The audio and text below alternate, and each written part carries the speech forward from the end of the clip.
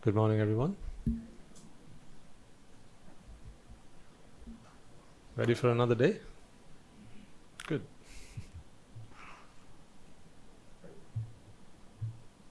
Are you comfortable over there?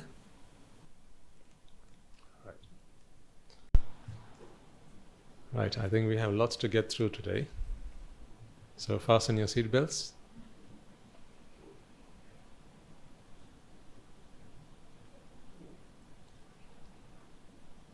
You know, when I get down on my knees in front of the Buddha, I think to myself, can I just be like this for the next 2.5 hours? All sorts of things just flood through my mind. Just the mere fact that I have the opportunity to do that.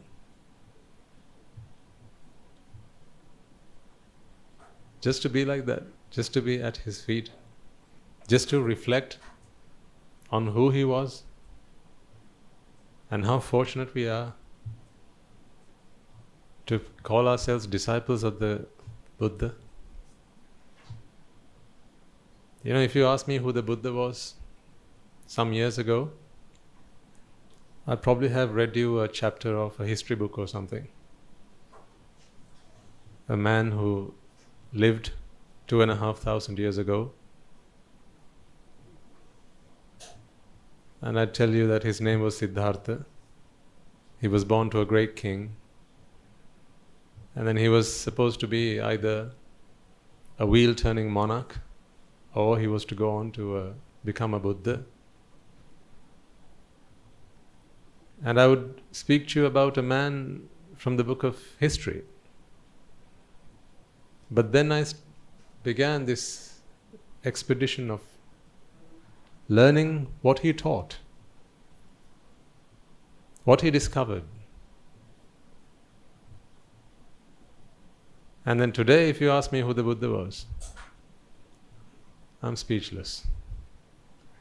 It seems like the more I know about him, the less I can actually tell you who he was.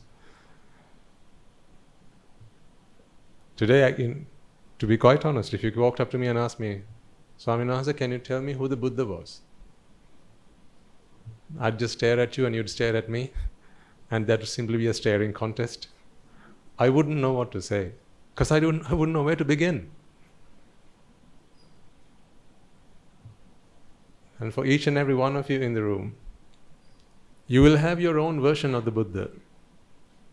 That's a fair deal. For each and every one of you, the Buddha will mean something different. The profoundness that the Buddha represents, what he stood for. If I asked you, let me just take I'm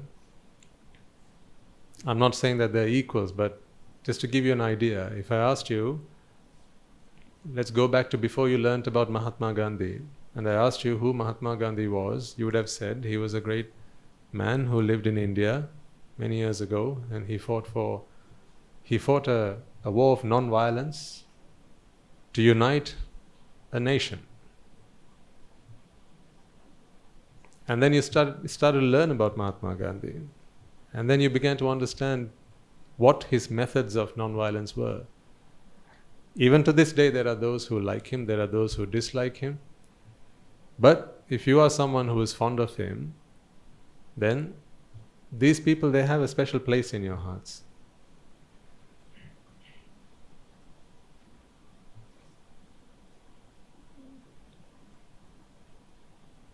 And that all comes with knowing what they stood for, knowing what they represented, knowing what their purpose was on this planet. That's why I say today, if you ask me who the Buddha was, to be quite frank, I'm speechless. And that coming from a monk seems quite ironical, doesn't it? Because as a monk, I'm supposed to know who a Buddha was. I'm supposed to be able to tell you who the Buddha was, but alas, I could do a better job when I was a layman. He's infinite. Ask me how big infinity is. You know how big infinity is. You just know it, but you can never express it, right? It's one of those concepts. You have a vague idea as to what infinity is, but you can never put a number around it. You can't wrap your head around it. You just know that it's there. It's infinite. That's what infinity is. In the same way, if you ask me who the Buddha was, no words to describe. In yesterday's sermon, we were talking about metta, karuna, mudita, and upekkha, and how that should be the foundation of one's practice. And as much as people wish to think that understanding, learning Buddhist philosophy and practicing it is about the Satara Satipatthana, Kaya Anupassana, Vedana Anupassana, Chitta Anupassana, Dhamma Anupassana, and that is right. But these practices must be built on the foundations of metta, karuna, mudita, and upekkha. Without that, it's not going to last very long. And then I myself asked the question, and as soon as I asked it, I realized that I don't have the answer to this question. So I asked the question, so what, ladies and gentlemen, is metta?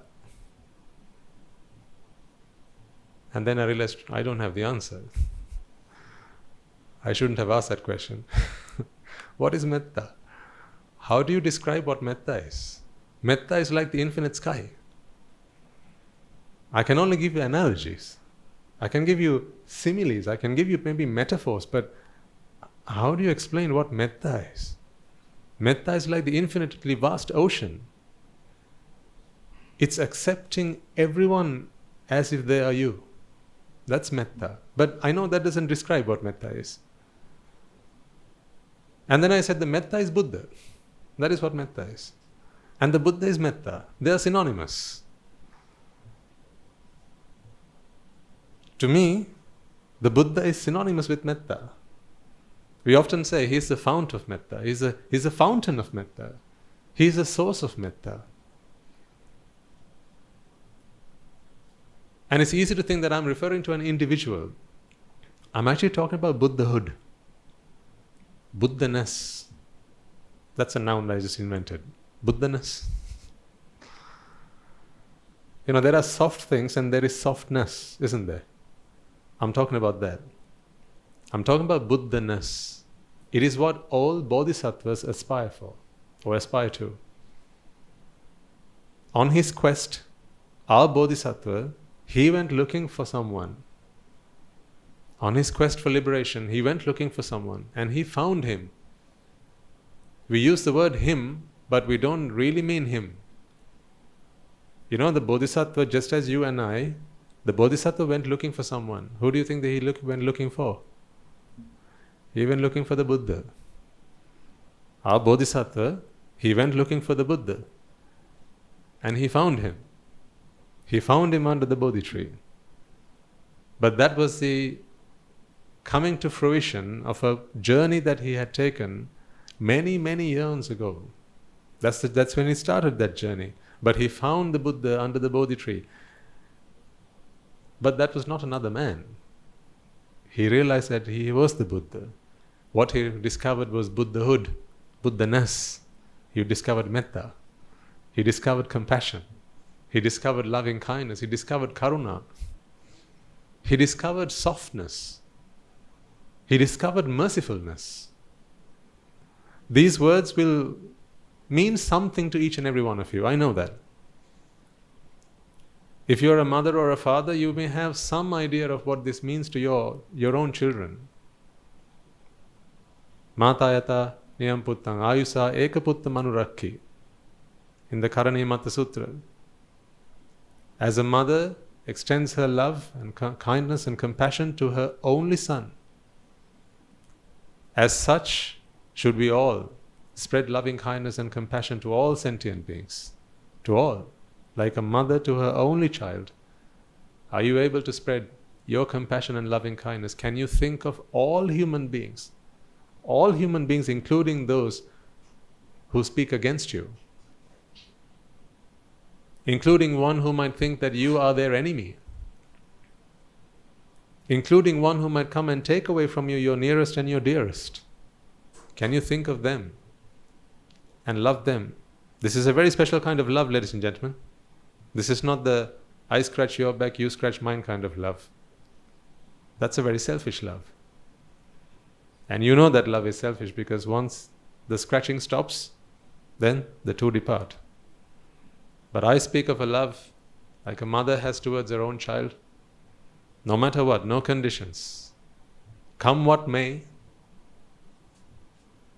whether you please me or not, whether you're a murderer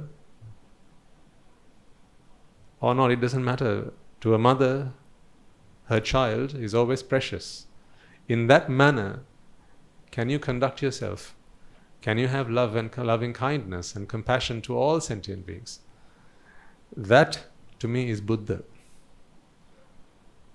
To be able to get to that state of mind is Buddha. So what is Buddha? Someone who lived 2,500 years ago? How can you say it in those terms? That was just a man. He died. We say he passed away into Nibbāna. We are talking about a mind. We are not talking about a man. We're talking about a mind. We're talking about a state of mind. We're talking about a quality. That's why they say the Buddha's qualities are how many? Infinite. So how can you wrap your head around what infinite is? So if you had to talk about the Buddha, you have to talk about an infinite number of qualities and then say that's the Buddha. When do you start? Where do you end? If I ask you to come up here and give a speech on compassion, if you ask me to give a speech on compassion, let's say I could speak for 2 days straight. But that's not infinity, is it? So I still have not described compassion as the Buddha understands it and as the Buddha expounds it. So when I get down on my knees in front of him every day, I thank my lucky stars. My lucky stars are my teachers. The stars that guided me to his feet. I was not always like this. I was the center of the universe once. Are you still? I don't know. I thought I was a very important man. I thought I was a very important man. I thought people should get to know me. That's what I thought. I hadn't even begun to get to know who I was. And yet I thought that people had to know me. So whenever I'd walk into a room of strangers, I'd introduce myself so that they could know me. Huh? So they could know me. They had to know me because I was important. But today I realize I'm nothing. When I realize fully that I'm nothing, I'll be everything. For as long as you think you are something, you can't be anything more than that. Oh, I like the sound of that. Where did that come from? Like I say, I don't come prepared and plan to give these things. I sit down, you come here with all your merits, overflowing with merits, and we meet together, and then fireworks happen. For as long as you think that you are something, or that you are someone, you can never be anything more than that. Because that's what your mind does. Your mind limits you to that, whatever it is you think. Because as soon as you think you are someone, you become an entity. You become fixed. That's what I am. I am that. But if you can become nothing, if you can become no one, then you're everything. See, atoms, they're everywhere, aren't they? Just to help you understand what I'm trying to get across to you. Please remind me to do the namaskar in a moment. Atoms are everywhere, aren't they? Yeah. You don't have table atoms. You don't have chair atoms. You don't have microphone atoms. You don't have building atoms. You just have atoms. And because atoms are atoms, they're everywhere. They go into making up everything. Now I know you're thinking the scientists here, the physicists here, but then there are carbon atoms and hydrogen atoms, Swaminathan. Yes, I understand. Right. Let's go down one step deeper. You have to ignore that fact for a second. But let's go down one step deeper. You have protons. If you take a proton from a hydrogen atom and you put 2 electrons around it, you take two protons, or you take 1 proton and 1 electron, now you have a hydrogen atom. Take another proton, take another electron, now you have a helium atom. That's all they are. They're just protons. They're just electrons. And then you have neutrons. That's all they are. That's because they are nothing themselves, they're everywhere. So therefore they're everything. See, if you take this saucer, you have atoms. If you look at the desk, the chair, the table over there, the stool over here, there are atoms. But there are no saucer atoms. There are no stool atoms.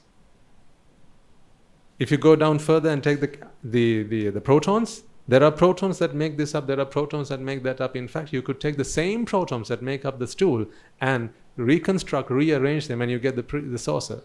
You take the same protons and rearrange them, and you get a carrot. You take the same protons and rearrange them, and you get you.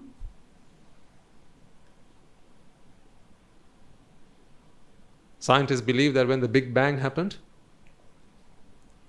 all of the universe and all of its contents were all in one place just a moment before that, a fraction of a second before that. And then faster than the speed of light, in a fraction of a second, the universe expanded, and then the atoms, the protons, the neutrons, and the electrons, as we know it today, they began to exist. So they have gone into making everything. That is because an atom or a proton doesn't identify itself as anything. A proton is nothing.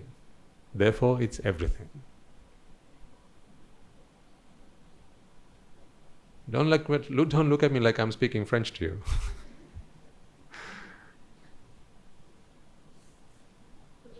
I'm sure that must have made sense to some of you at least. Because protons don't identify themselves as a stool, as a desk, as a human being, as an animal, as a building, as a sun, as a star, as anything. They go into making everything because they are nothing. That's why. So in the same manner, if you can become nothing, you can become everything. So right now, what we are trying to do here is to try and step outside these boundaries that we have put for ourselves. Remember, you're only limited by your thoughts. Do try and understand the profoundness and the gravity of what I try to get across to you. Not just the words, but what I actually mean by that. You are limited by your thoughts, ladies and gentlemen. If you think you are a mother, that's all you can ever be. You are a mother. In that moment, you are a mother. In that moment, you can't show loving kindness and compassion to a child that is not yours. In the same way that you can show loving kindness and compassion to your own child, because you are a mother. You are a mother to that specific child. See how you limit yourself? But what about the Buddha? You know, when we describe the Buddha, it is, in Sinhalese they say this, right? The love of 100,000 mothers. The compassion of 100,000 mothers. The loving kindness of 100,000 fathers. If you were to put together, it still cannot be compared to the loving kindness and compassion of a Buddha, right? That's because he does not identify himself as a mother to an individual. In his mind, he is limitless. But if you consider the atoms of his body, he was born to an average mother. He was born to Queen Mahamaya. He was born to King Suddhodana. There were people like you and I.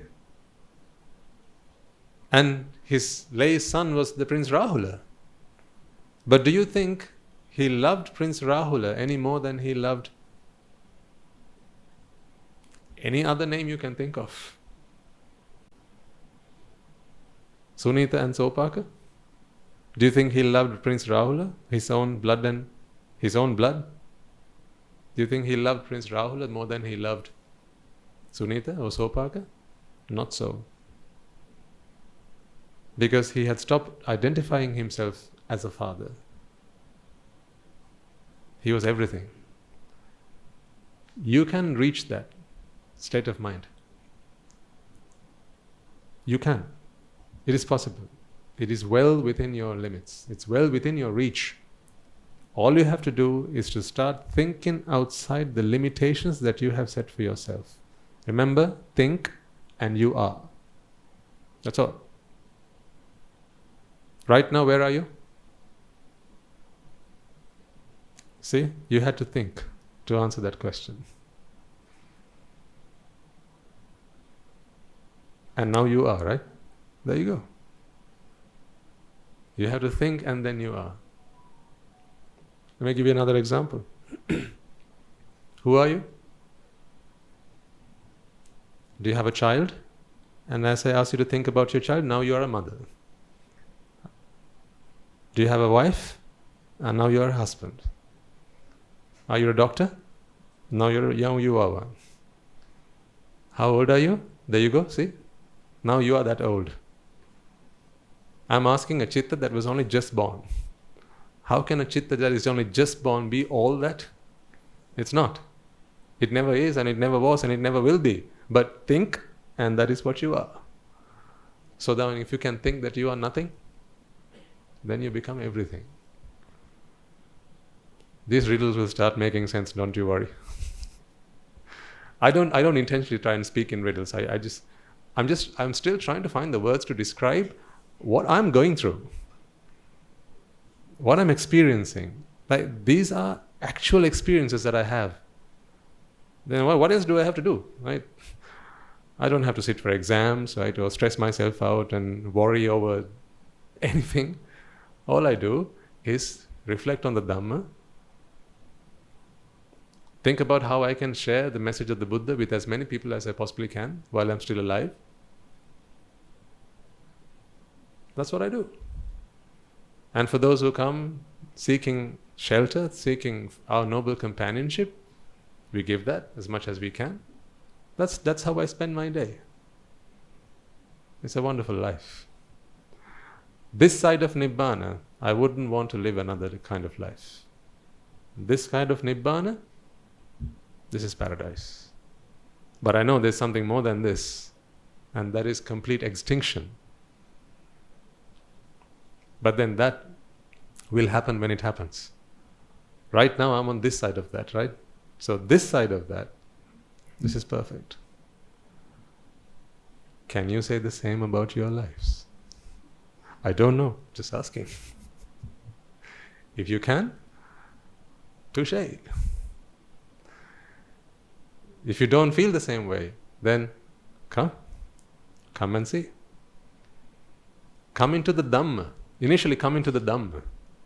Later on you can decide what you want to wear, right? But initially come into the Dhamma. Come and see the Dhamma. The Dhamma is enlightening. The Dhamma is enlightening. That's why there is no other way you can find enlightenment. This concept of enlightenment is a concept that is reserved for one who practices Buddhist philosophy. Not the Buddhist religion. Philosophy. Philosophy is something that your mind takes on, reflects, analyzes, understands, comprehends. That is what philosophy is. Enlightenment is a concept that is reserved, an experience that is reserved for one who sees the truth. So come see the truth. Come enlighten yourselves. There is an answer to all the burdens that you have to endure day in, day out. I promise you, folks. I promise you. You don't have to suffer like you do. How do I know this? I read it in a book. How do I know that you don't have to suffer like this? I've been there and I've done that. I suffered just like you. Just like you, I suffered. You still have some sleepless nights, don't you?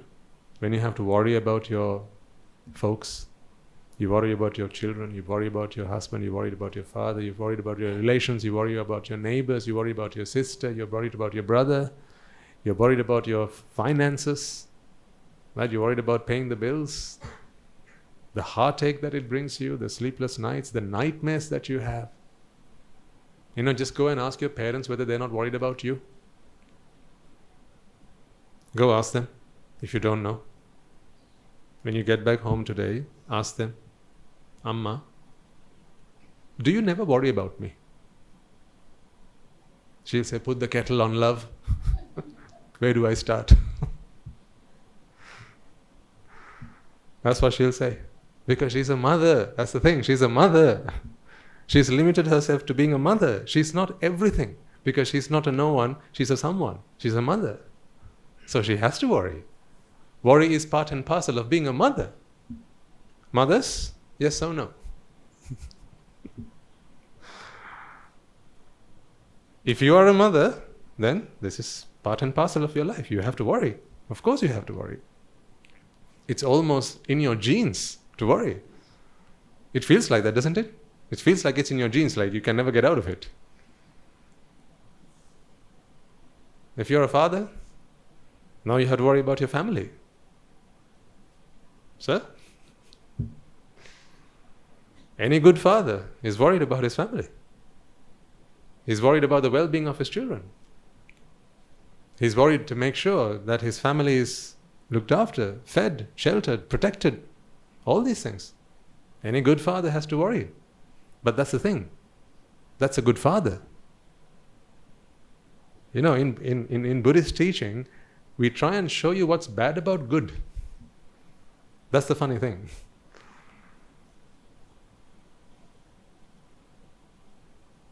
Did you know that goodness was the greatest obstacle to greatness? You can take that down. Goodness is the biggest obstacle to greatness. Wasn't the Bodhisattva a good man? Wasn't the Bodhisattva a good man? I don't even mean in his last birth. All the births before that. You've read the 550 tales of the Jatakas. Right? You might have read at least one or heard at least one or two of the stories. Was he not a good man? But was he a Buddha then? No, he was a Buddha aspirant. You know what he was trying to do? He was not trying to become a better man. He was trying to become a great man. See, a bad man needs to try to become a good man. In the Jataka tales, I have never yet come across a story where the Bodhisattva tries to be a better man, meaning someone who is more good. He's trying to go beyond, he's trying to transcend goodness. Do you understand what I'm trying to get across to you here? He was trying to transcend goodness because he had stopped being a bad man the day he determined, I am going to become a Buddha. And as I do, I'm going to save myself and every sentient being who comes into my horizon, I'm going to take them all across the ocean of samsara and free them from suffering. That resolution he made. And on that day, he stopped being a bad man. He could not, because badness does not go hand in hand with being a bodhisattva. You can't be bad and be a bodhisattva at the same time. So from then on, his quest was not to be a more good person or a better person. He was aspiring to greatness. So the biggest challenge and the biggest obstacle to greatness is goodness. So if you are a good father, that's the problem. You're a good father. You're a good mother. I mean, I respect you for being a good father and a good mother. I respect you. But I want you to be more than that. I see that potential in each and every one of you. I know that you can be more than a good mother. When you had your first child, mothers in the house, right? Did you not promise yourselves, I'm going to be the best mother in the world? As you held your child in your arms, right? Take a strip back memory lane. As you held your child in your arms and you looked at that sweet little face, did you not promise yourself, I am going to be the best mother in the whole wide world? You did, right? I'm telling you, cut it out. Why settle for something so little? Why stop there? Why draw the line there? You needn't stop yourself at that. Why stop at goodness?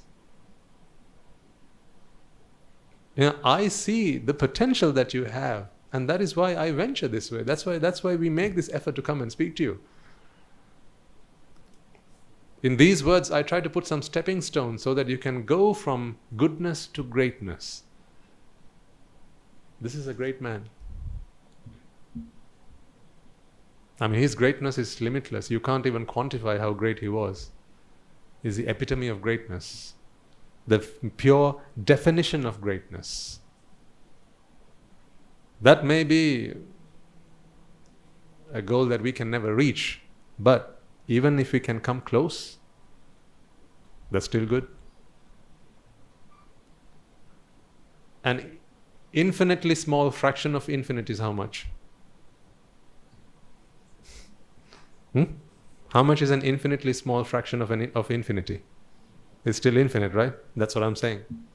So why don't we try and become an infinitely small fraction of infinity? What do I mean by this? We can't be the Buddha, that's okay, but let's try and be an infinitely small fraction of what the Buddha stood for. If whatever compassion he had was infinite, let's have an infinitely small amount of that compassion, because that is also infinite. And the Dhamma can do that. I promise you the Dhamma can do that. Like I said, look at me. I don't want you to see a hero. I'm not.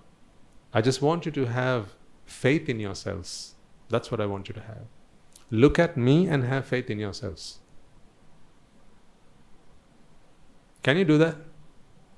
Can you look at me and then promise yourselves, if he can do it, I can do it? That's what I want you to do. Because I'm a very average human being. Cut me and I bleed just the same as you. I'm a very average human being. I went through everything that you're going through right now. All the heartaches, the ups and downs of life, fear, stress, worry, grief, complaints, moans, grievances, all that. You name it, I've been through that. Desire and lust, all these things, I've been through just as much as you have. So why do I share this with you? I'm a hero? No, you are a hero. You just haven't put your cape on yet. That's what I'm saying. I see the heroes within you. Look at me and have faith within yourselves. This is the invitation that I make to you. Tell yourselves, remind yourselves every single day as you wake up in the morning, if the first thought that comes to you is a Mahasangha, right? If you wake up every morning, you look at the Buddha, you offer a glass of water, whatever, right? You get down on your knees, you worship the Buddha, and the next thing that comes to you maybe is the monastery. Maybe the first thing that comes to your mind is Guru Hamdro, the Mahasangha, right? If that's the first thought that comes into your mind, close your eyes for a second and tell yourself this. If he can do it, what? Well done to him? Huh? If he can do it, I can do it. Because it's the same Dhamma that helped me, I preach to you. The same thing. Word for word, letter for letter, syllable for syllable. No different. I will not share with you something I have not practiced. So therefore you must know that if this Dhamma has made this transformation within me, then it has to make the same transformation within you. So to everyone in this room I speak, I tell you, if today you suffer because of fear, you're worried about your children, you're worried about the future, You're worried about what might happen tomorrow. You're scared. You're worried at night. When the lights go out, you're worried. If you have to leave your family and you have to travel somewhere for work, right? You have to go and spend a couple of weeks, you have to spend a couple of months, you have to spend a couple of years. Now you're dead worried. What if, what if, what if? You're always going through this what if in your mind. So where's the time to be happy in life? You don't. You just don't have the time to be happy in life because you're going through fear and sorrow and grief and worry and all these things. So much so that stress is becoming fashionable these days, isn't it? You meet someone on the street, hi, how are you? Stressed. Oh, good, same here. It's almost like that now.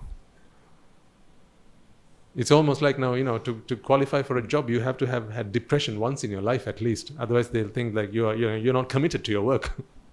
So much so. It's become a pre-qualification for a job application. Every other man is stressed. Every person you see on the road, they're worried. No one's happy. Otherwise, why would two people who bump into each other accidentally then get into a brawl? And honestly that they're not actually taking out on each other a grudge or a grievance that they have with each other. You know that. I step on a stranger's foot and they're going to give you war and peace. They're going to tear you a new page. They're going to take out all the stresses that they have on you. Poor you. You just bump into someone in a supermarket aisle as you go to do your shopping.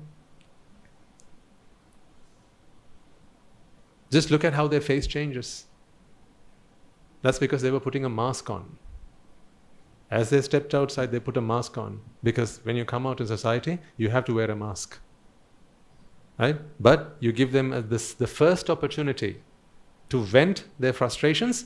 Oh God, they will. Because now they have an excuse. Right? You bothered them, so now they have an excuse to just vent it all out on someone. The poor shopkeepers, they get this every day. The people at the tills, they get this every day. Shortchange someone by mistake. I'm sure you must have been there when it happened. There's a young lady, she's working at the tills. That's how she pays her bills. That's how she keeps her family afloat. But shortchanged. By mistake, not intentional. Have you seen how some people have a go at them? Just because a mistake? These days there's no room for mistake. There's no room for mistake. If you make a mistake, that's the last mistake you will make. We can't be humans anymore, can we? Humans make mistakes, we used to say. But you can't be humans anymore. Because if you do make a mistake, then you will have hell to answer to. And that's not because people have a grudge with you. It's because people have all these frustrations all packed up inside, waiting for a moment's relapse. They're just waiting to get it out. And if you become the unfortunate one, then you're just going to get the brunt of it. And I'm sure you have seen this happen. Think of road rage. All you did was just pull up in someone and you didn't even see them coming. All you did was go and park in the parking space and you didn't know that was reserved. Remember what happened? You opened your door and just by mistake, your door just rubbed against someone else's. Do you remember all the expletives that you heard as a result of that? Today's conversation starts with F, right?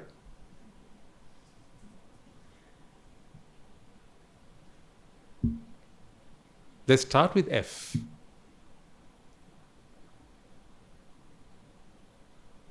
Just think about, why people's minds are like that. Why people start there. Can you imagine how much vented frustration or how much frustration they have packed up inside? They're boiling inside. All I have is sympathy. They need the dhamma. They need the dhamma. The other day, I was speaking to my mother last week when I have my weekly Dhamma sermon with her. And she was telling me, Swamin Mahansa, do you remember one day we were on the motorway, you were driving, and then some man drove past and then he honked at you and then you were annoyed. Do you remember how you responded to him? I was like, Amma, let's not talk about that.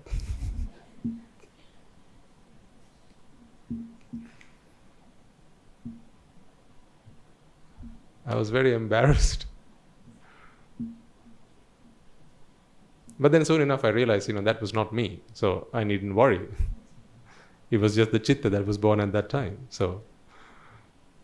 But the truth is, I was actually quite ashamed as to how a chitta, when it's vexed, that man who honked at me, he was probably, maybe that was by mistake. Can that not happen by mistake? See, we never give people the benefit of the doubt, do we? We always assume that they do it in spite. We always think that. We always think that. We always think that people do things to spite us because they want to avenge us. That's because we always feel victimized. Who's the culprit? We ourselves are the culprits. That's all the burning inside. That's all it's festering inside. Right? That's why we always feel like people are just out to get us. But they're not so. Hurt people, what else can they do other than hurt people? So this is why we need the Buddha in our lives. This is why we need the Dhamma. Like I say, I've been through all this, ladies and gentlemen. So I know that there is refuge. You don't have to starve yourselves like this. If you are thirsty today, and you're suffering from the thirst of desire, fear not, for the Dhamma, the water of Dhamma will quench your thirst. Fear not. If today you suffer from the hunger of fear and worry, fear not. Because the Dhamma will sate your hunger. It will. I speak from first-hand experience. So I tell you again, I'm not here to be your hero. I'm here to remind you that if I can do it, you can do it. Have faith in yourselves. That's why I always ask you, when you put your hands together in veneration of the Buddha, I always ask you to renew your pledge of allegiance. You are here for that. To seek refuge. The Buddha, the Dhamma and the Sangha is a refuge. It is not just someone or something we go and offer flowers to. It's a refuge. We go to them because we need them. That's why we go to the Buddha, Dhamma and the Sangha. Don't you know you need them? Anyone who suffers needs them, need refuge.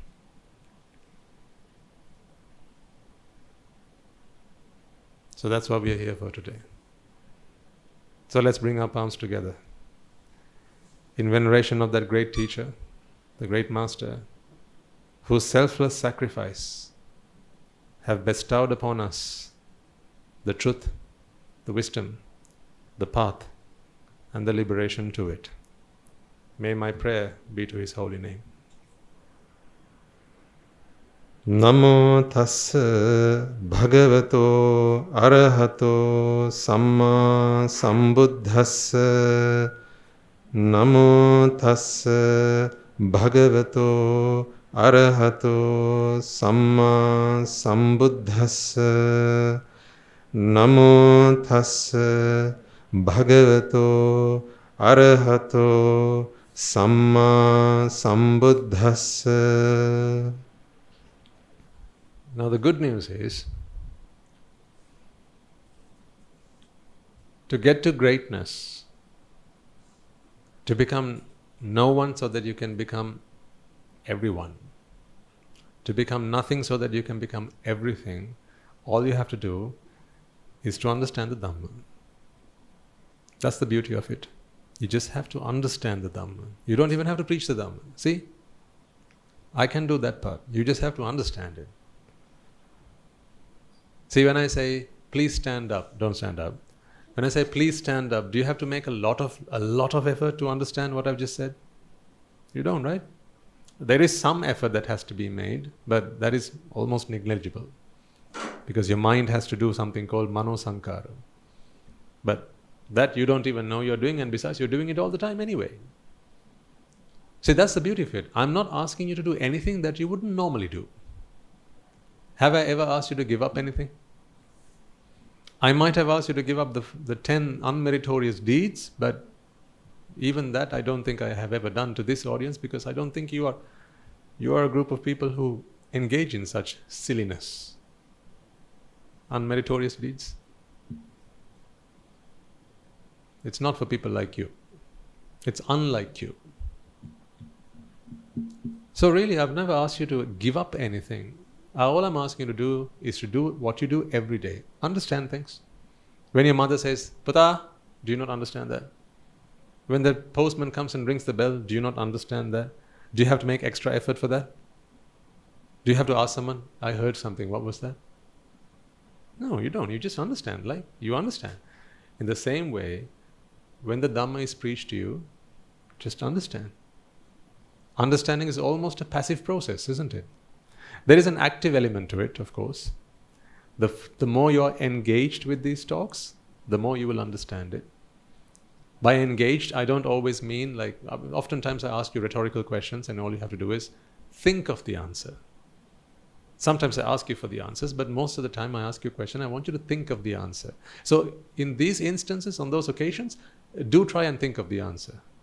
When I ask you to take a trip down memory lane and think about an experience you might have had where you've had to suffer because of whatever, right? Take an example from your past so that I can then give you the Dhamma, and then your lab of life is where the Dhamma is going to make sense for you. That's all you have to do. So really there is no heavy lifting at all here. The only heavy lifting you have to do is up the stairs. Yes. After that, you come and put yourselves down on these seats, and then the Mahasangha does the heavy lifting. I have to look at each of you in this room. From the gentleman and the lady right at the back of the room to the lady right at the front of the room. I have to scan your faces to make sure that you have understood what I have said. Talk about heavy lifting. Because it's not just enough for the good lady over here and the good lady over here to have understood what I'm saying, and they're vigorously nodding their heads going, yep, got it, Swaminathan, got it, let's move on to the next one. Whereas someone at the back of the room goes, what? To me, they're both the same, so I have to pay attention to that as well. That's why it's helpful to sit yourself down so that I can see you from wherever I am. Even when we are in the other hall, I can still see with thanks to my glasses, I can still see towards the back of the room. So still we are a reasonably sized audience where I can actually scan your frowns and your smiles even when you're at the back of the room. And when you're nodding in agreement and you're nodding because you've fallen asleep, I can tell the both of them apart. Right? Talk about heavy lifting again. These are elements of compassion. If I sense that some of you are beginning to doze off, I purposely change the tone. I do it. Maybe I'll crack a joke or something, just to lighten it up a little bit, so that I can wake you up. Because I can't say, "Hey, you, lady at the back, get up." I can't say that. Because what if someone takes offense? Because you don't like to fall asleep. I know, maybe you've had a long shift the previous night. And maybe you were up, feeding your child. Right? Who knows what the reasons are? So, if you point at someone and say, "That man over there, why are you asleep?" Right? It can be embarrassing. So instead of pointing out to individuals, what I have to do is to try and gauge the audience. How are we shifting? What's the rhythm? Right? I have to be able to resonate with your heartbeat, right? Metaphorically speaking, of course. So this is heavy lifting. You don't have to do any heavy lifting. You just have to lift yourselves up, put yourselves down here, and then understand. We speak the same tongue, so all you have to do is understand. And that's all you have to do. That's the point I'm trying to make. That's all you have to do. The rest will happen. The Dhamma does the rest of it. So much so that you only have to do 5% and the Dhamma does 95%. It's brilliant. It's wonderful. It's amazing. It's like your detergent at home. When you have to wash something, you've got stained clothes, whatever, right? You get some soap powder. You put it into the water, right? How long does that take? Fill a bucket of water, put your stained clothes, and put some soap powder. How long does that take? Less than 5 minutes, right? But then you have to leave it for how long? 20 minutes, half an hour, right? See, half an hour's worth of time, worth of effort, the soap powder is doing, the detergent is doing. You only have to do 5 minutes worth of work. The Dhamma is just the same. That's because the Dhamma is so potent. It's like a magic potion. It's so powerful. I tell you, it changed a man like me. It has to be powerful, don't you think? It has to be. So, what we're going to talk about from now on, today, I want to try and help you break your attachment, sever your attachment. Well, to be quite honest, all I want you to do is to stop suffering. Right? But that will happen when your attachment begins to eradicate. You don't need to take my word for it. As I preach the Dhamma to you, as you listen to the Dhamma, as you learn, as you understand the Dhamma, whatever causes were there for attachment to prevail, then those causes will cease. Okay? Whatever causes were there for attachment to prevail, for attachment to be there, those causes will cease.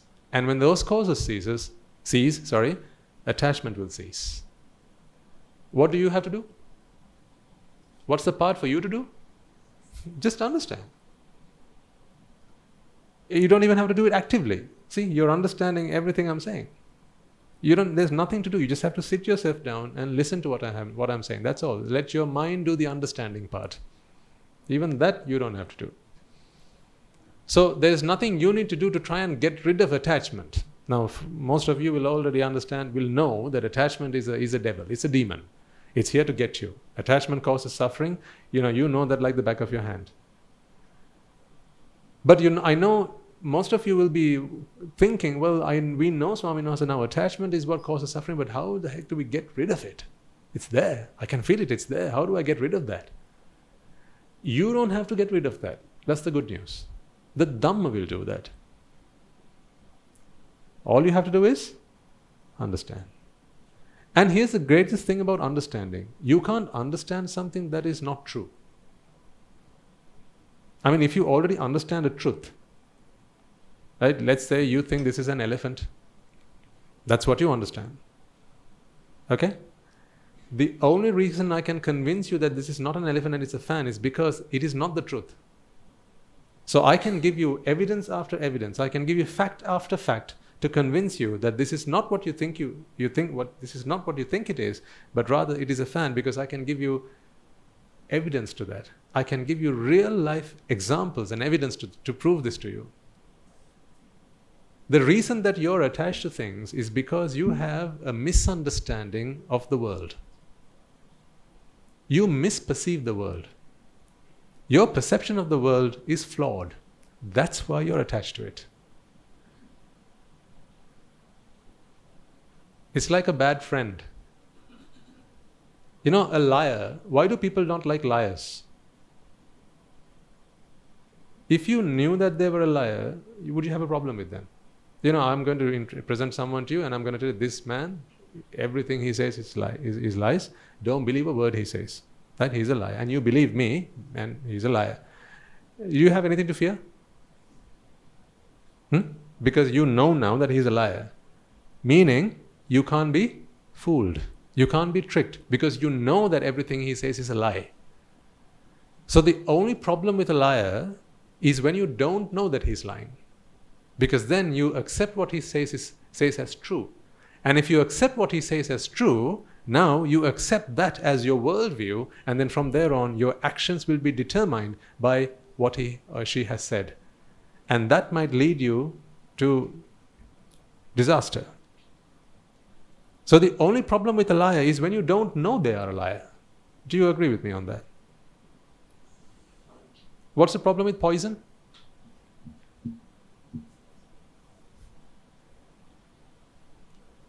I have a bottle.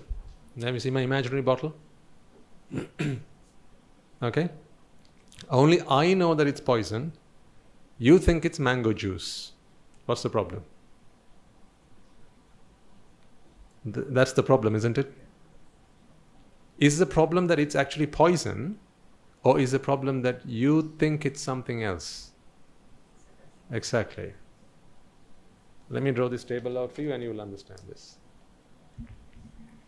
You tell me, in which of these situations would you drink this?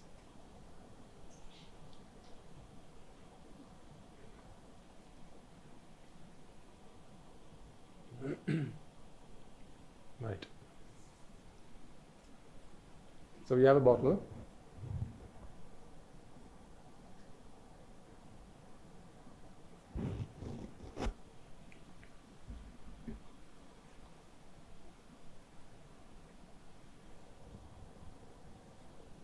We have a bottle here.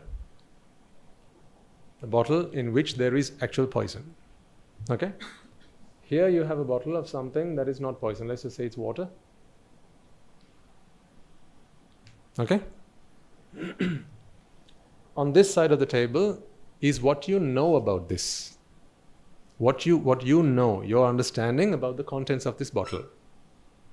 And this is just a bottle, right? It's just a vanilla bottle. We don't know what's in there. It could be poison, it could be water. Here's what you know.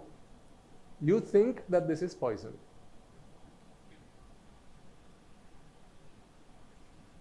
You think that this is water.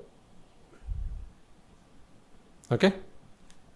And the bottle of water now, you think that this is poison. You think that this is water. Okay? Which one of these situations is the most dangerous? Let's work through them. Excuse me. Let's take a bottle of water. You think the bottle of water, this bottle that actually has water, you think it has poison. Is that a problem? Are you going to die?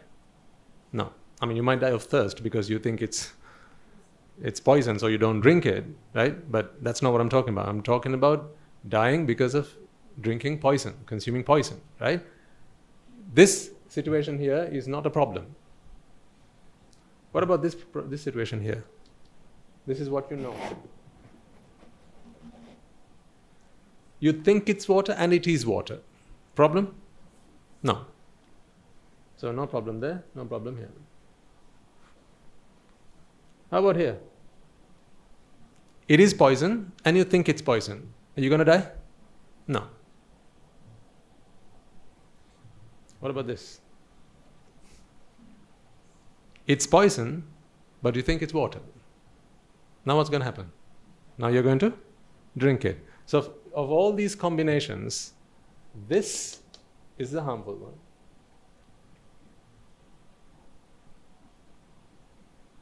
So to prevent death, to prevent harm, if you had a bottle of poison, all you have to do is to know that what's in it is poison. You don't have to throw away the poison. See? This is okay. Now, don't you have things at home, like maybe some medicines or maybe some, fertilizer, right? You use in your garden. If you consume it, then that's going to be poison. But you keep it at home, no one drinks it. But why do you still keep it at home? Shouldn't you be throwing it out because it's poison? No. But why do you keep it?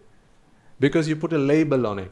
It might come in a red bottle, right? It might come in a cap that, a kid cannot open. You have to press it down to open it, and, various other gimmicks to be able to open that. So this is poison. Poison to the human body, but as long as you know it's poison, that's okay.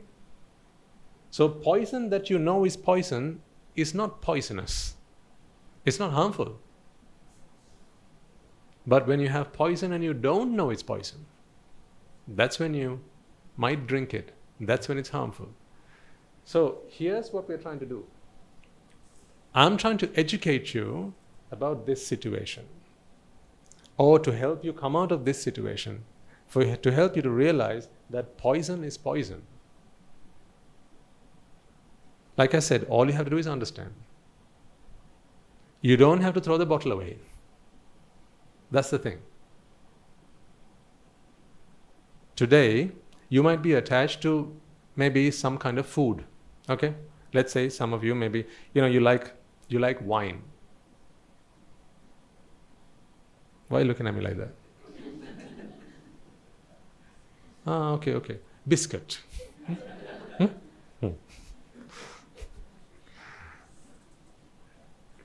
Okay, biscuit, right? You like your biscuits.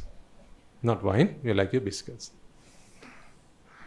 So if you like your biscuits, I am not asking you to throw the biscuits away. Not for one moment am I suggesting you should throw the biscuits away. I just want you to understand that it's poison. Don't throw it away. It's poison to the mind, not poison to the body. Biscuits were never made to please your mind. Biscuits are a type of food. Food for the body is not food for the mind. But both you and I know, that today biscuits are not made to please the body, to satisfy the body, to sate your hunger. It's actually to please the mind. In fact, that's what biscuits are for, right? Otherwise, why would people make biscuits? It's not a staple item of food, right? But people make biscuits because it's confectionery. Most items of confectionery are to please what? The mind. But that's not what food is for. Food is like a drug. It's the most potent drug. It's the most healthy and the most unhealthy. Food is a drug. Take it to its right proportions and take it for the right purpose, and it does no amount.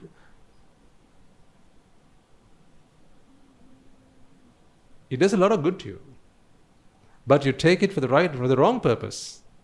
You take it over and above the quantities that you're supposed to take, and it does a lot of harm to you.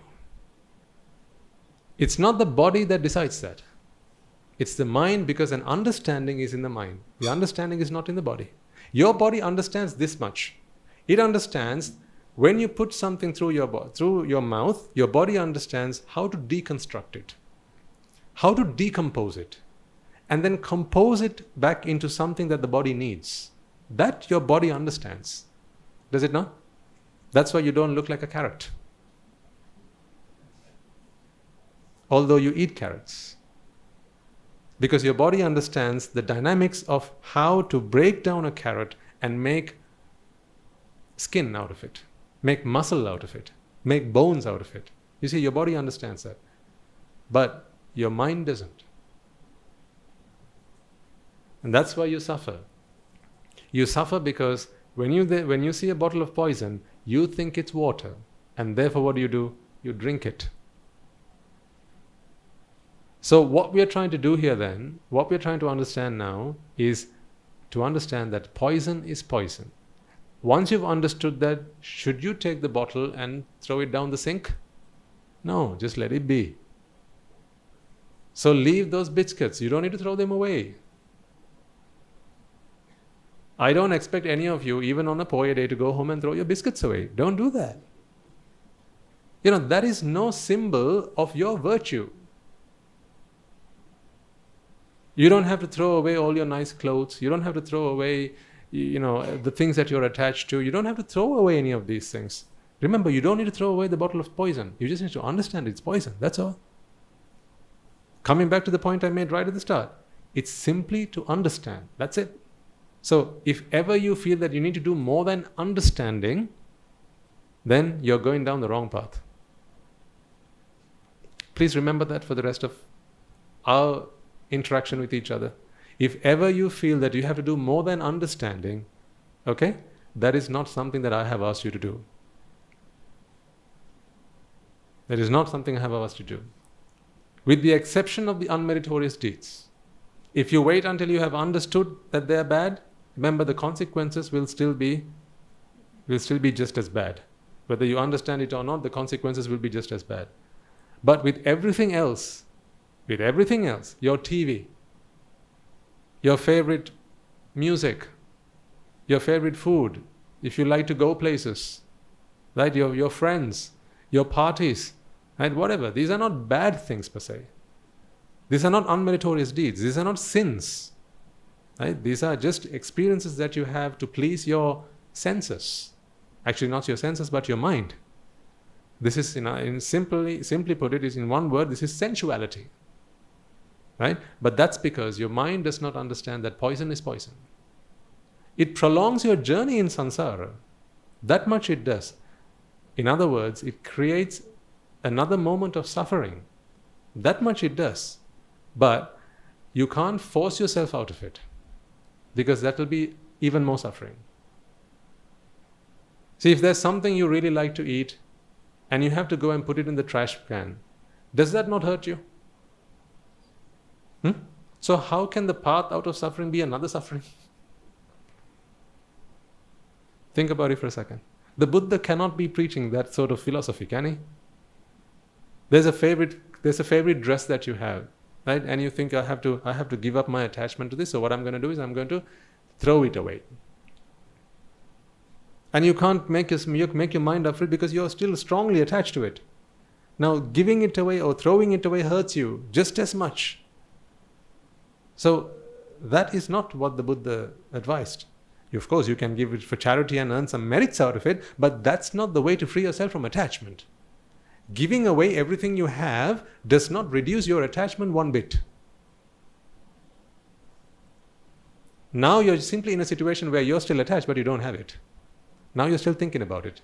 This is why sometimes you give something to someone, right? And then you go and keep checking whether they're using it. No? You buy something for someone, or you give away something that was a treasure of yours, you give it to somebody.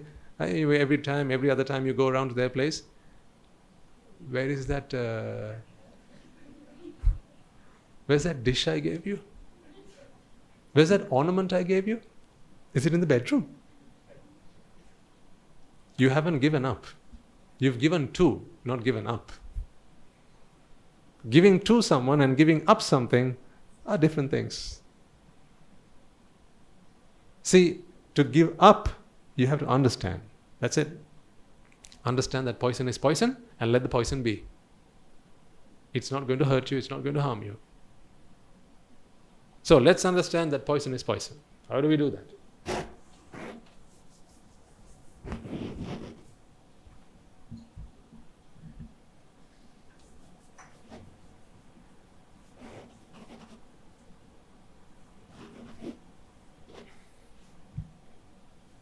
Is it me or is it a bit warm in here? It is, isn't it?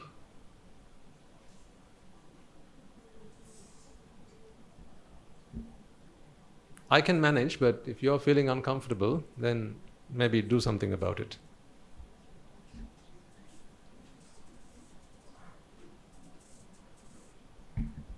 Because after a while I'll have to start singing lullabies.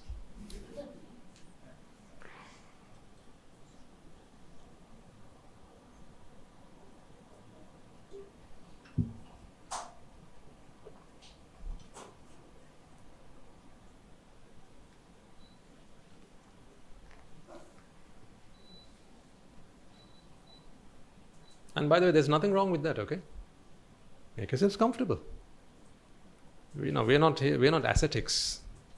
We're not here for austere practices. We're here to free the mind from suffering, that's all. So make yourselves comfortable. If it's too warm in here, then please let someone know. You don't have to endure and suffer. What are we here for? Huh? To free ourselves from suffering, right? So why should you suffer then? I mean, if it gets too hot in here, let's go out, sit outside and do the sermon. With the breeze flowing in through our air. Excuse me. Is that okay? Sure? Okay.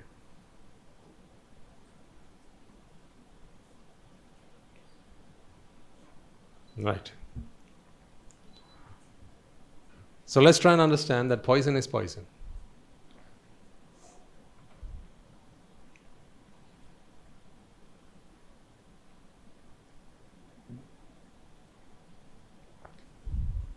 It is always your actions that bring you suffering.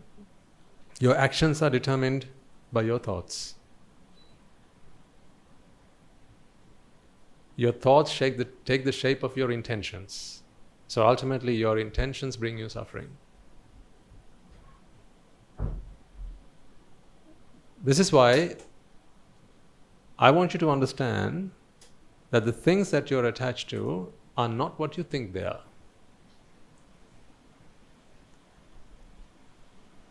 Once you begin to understand that the things that you are attached to are not really what they think they are, or think really what you think they are,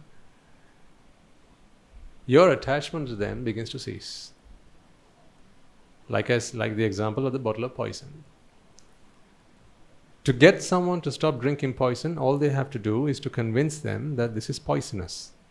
Now you may have some experience of this when it comes to trying to get someone off the habit of smoking.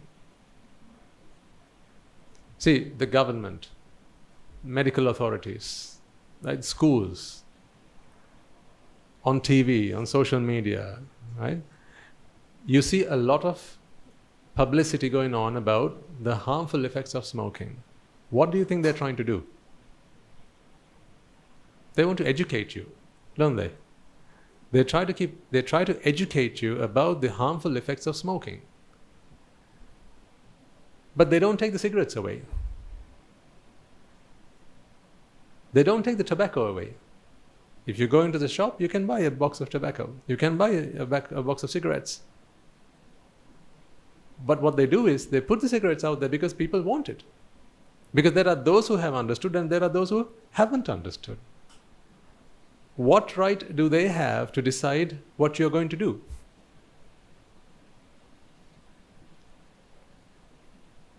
Now, some might have strong feelings about this, so please put your emotions to aside. I'm only trying to get a point across to you. Okay, there may be some here who feel that no, smoking should be banned, right? And the government should be more responsible and take out all the cigarettes from all the, and so on, right? But that's not what I'm trying to explain to you here. I'm saying, look at what's going on right now. For those who wish to smoke, you can buy your cigarettes. You can buy your tobacco. For those who wish to take alcohol, you can buy your alcohol. But what the government does, what the schools do, what the medical authorities do, right, is they keep on educating people. There are plenty of people who didn't used to smoke, but their friends came and educated them before the government did. Remember that? Where did that start? Machan. Have one. That was your friend's education. So when you took that education, you started smoking. Perhaps not knowing the harmful effects of smoking. The first puff you took, maybe you coughed and it was a bit harmful, but they said, it will go away, carry on. One after the other, and you got used to it, right? And then sometimes you might have even become a chain smoker. But then one fine day, someone walked up to you and said, "Mister, do you know that smoking kills? Do you know the harm that smoking does?" And then they might have shown you a video, maybe on YouTube or something, where they have this bell jar and they have cotton wool inside it, and you light these cigarettes up, and how the white cotton turns dark because of the tar that the cigarettes contain and so on, right? And then you were shocked. And then they showed you maybe pictures, right? Pictures of lungs of cancer patients who doctors believe they had the cancer because they smoked and so on. And the oral cancers and so on. So people showed you that. Having seen that, you thought to yourself, good gosh, is this what smoking does to me? And then they said there are so many chemicals in a cigarette, all of which are harmful to you. And then as you learned this information, you stopped smoking. You chose to stop smoking. Did smoking get banned? No. You can still go back and smoke if you wanted to. But your knowledge of it, your understanding of the truth today has given you the wisdom that you need to give up smoking. That's what happened. Everything is like that in this world.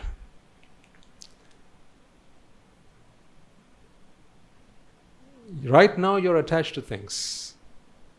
You're attached to things because you believe, it's like smoking. You're attached to things because you believe they give you happiness. That they have pleasure to offer you. That they complete your lives. You feel that they have the potential to fulfill your lives. And therefore you attach yourselves to them. When you see this flower, you think it's beautiful. Remember, you think it's beautiful. You think it's beautiful. So much so that you think that beauty is in it. Because you think beauty is in it, you're attached to it. And when you're attached to it, now, with attachment comes fear, and with attachment comes grief. That much you know, I think. You all know how attachment leads to suffering, but what you're struggling with is, how do I get rid of attachment? So now here are some of the things that's going to happen to this flower. Someone's going to take it from you. Sometimes it's someone, sometimes it's Mara. Sometimes time takes things from you, and then you suffer. You know that, but you can't get rid of that attachment that you have. Substitute this for your mother, your father, your loved ones, right? One day, what's going to happen? This is your child when he's born. This is your mother when she dies. And you suffer. You know now, attachment is what causes suffering, because you know that it doesn't happen to you when the mother next door dies. So you know that there's a special bond that you have with your own mother, and that is your attachment to it. But how do you get rid of it? How do I get rid of my attachment to my mother? That's the wrong question to be asking, unfortunately. The truth is, you can't get rid of your attachment to your mother for as long as you think it's your mother that's there.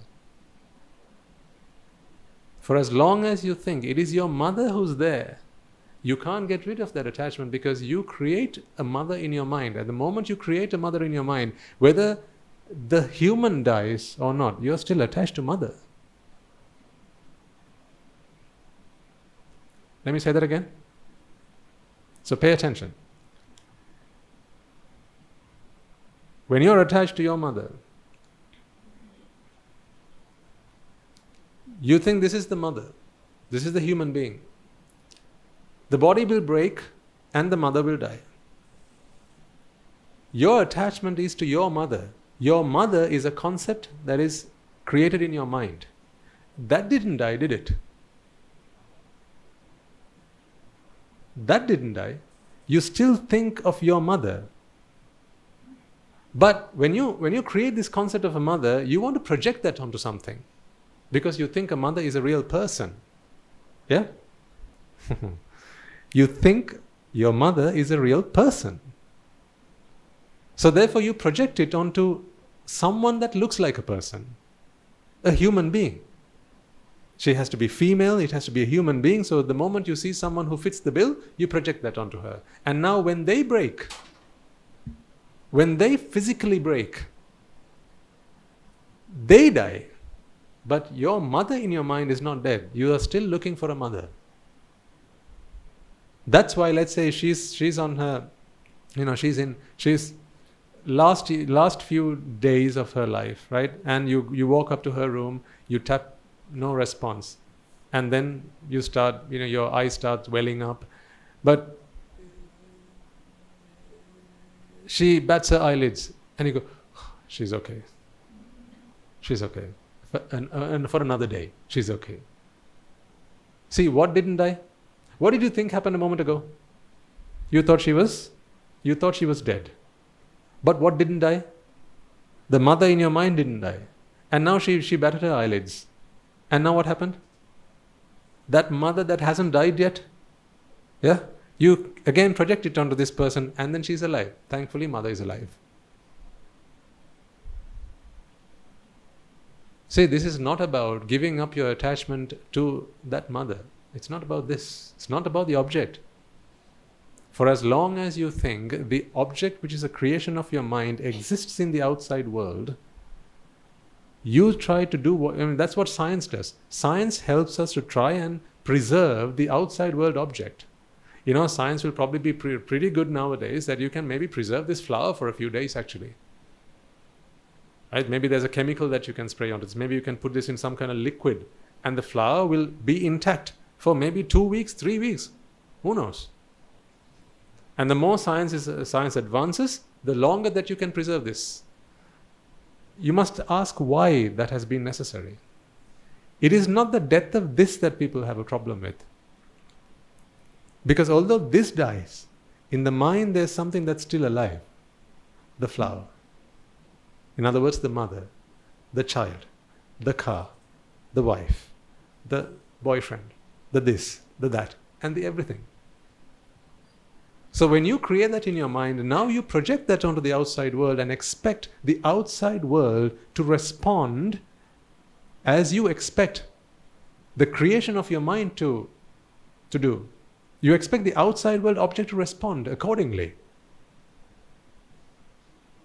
Now this is a little bit deep, I understand. But if you do try and pay attention, engage with me, you will understand it. I promise you.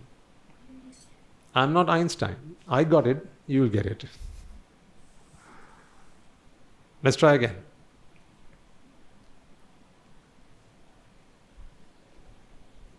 What I'm trying to get across to you here, ladies and gentlemen, is we create things in our minds. We create entities in our minds. We create mothers and fathers and brothers and sisters and sons and daughters and boyfriends and girlfriends and all these things we create in our minds. And then we expect some kind of object in the outside world to represent that.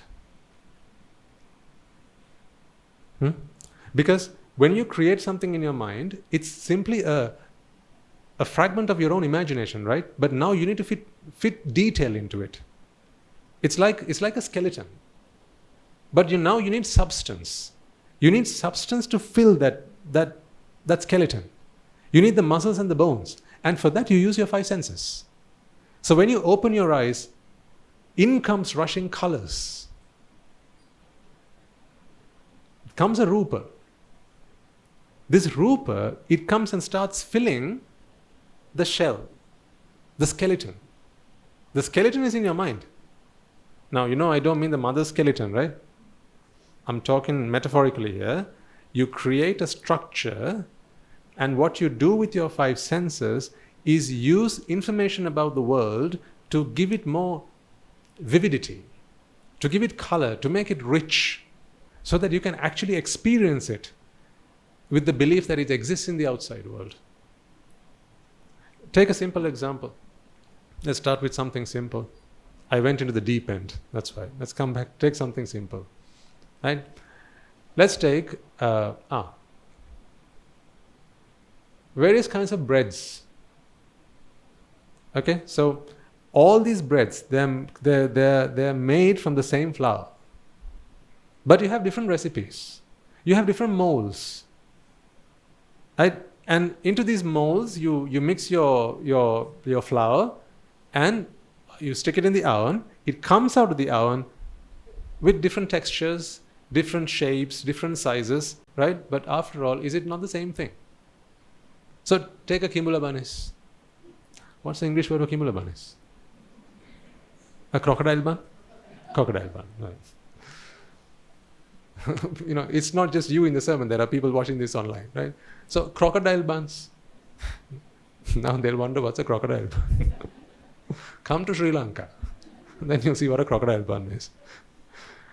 Take a crocodile bun and just take a plain bun.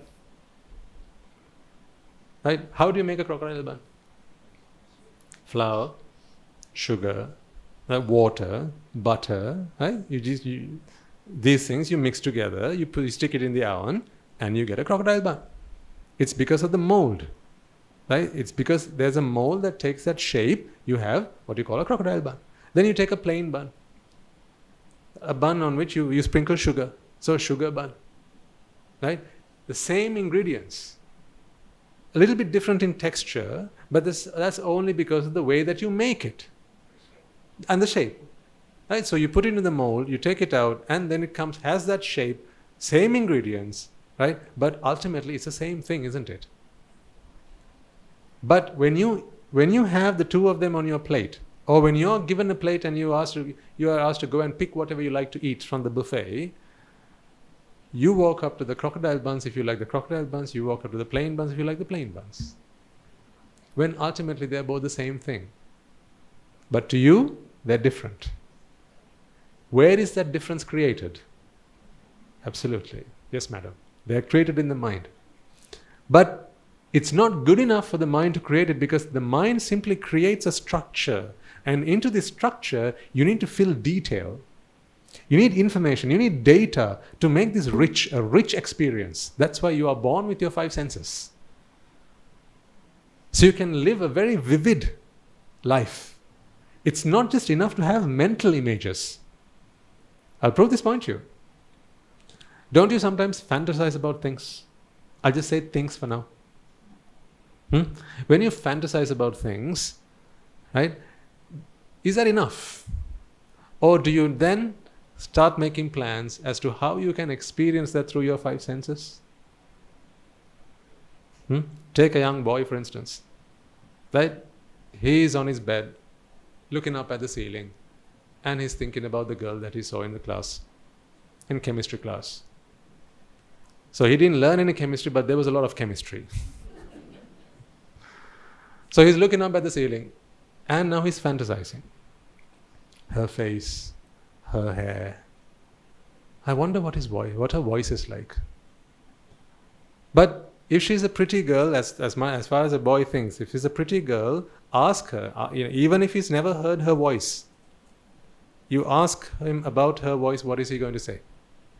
Remember, this is a boy who's never heard her voice. Just seen her from the end of the chemistry class, only seen her face, right? But you ask this guy, what does she sound like? I tell you what, he has an answer. He has an answer. He's going to say, she must have a sweet voice. I'm sure she has a sweet voice. So in this mental image, there's a sweet voice. But that's not enough. That's not enough. Now extrapolate along these lines and you try and work out why people watch porn. It's not enough. The mental image is not enough. Why should you settle for that when you have all your 5 senses? Now the mind enslaves the 5 senses. When you have a pair of eyes, why do you settle for mental images? This is what the mind's thinking. Because the mind is trying to create a uniform entity here. It's trying to create an entity because the mind seeks entities, the mind is thirsty for entities, the mind is hungry for entities, it begs for entities because the mind is thrilled by entities. It revels in entities. So the mind thinks, right, when can I satisfy my eyes so that I can take something to fit into this shell, into this structure? All I have right now is the skeleton. What do I mean by the skeleton again? Not the skeleton of the girl, I mean the skeleton as a metaphorically, just a structure. Now we need to put the muscles and the bones and fill it up with stuff. And to fill it up with this stuff, you use your eyes. So, next day, now the last time she was at the far end of the room, that was not enough. What if I can just get a closer view of her? So now he starts to speak to his friends, starts to speak to her friends, and starts planning how he can move a few benches closer to her. Ladies, do you remember how it all started? Gents, do you remember how it all started? So now you want to get closer to her because you want to get a better view.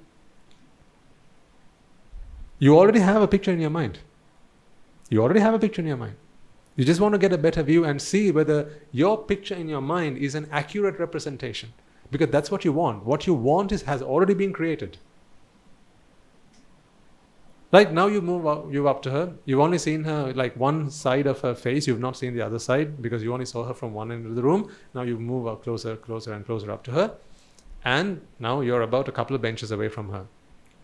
For some reason, she turns around. She turns around and she's got freckles on her face.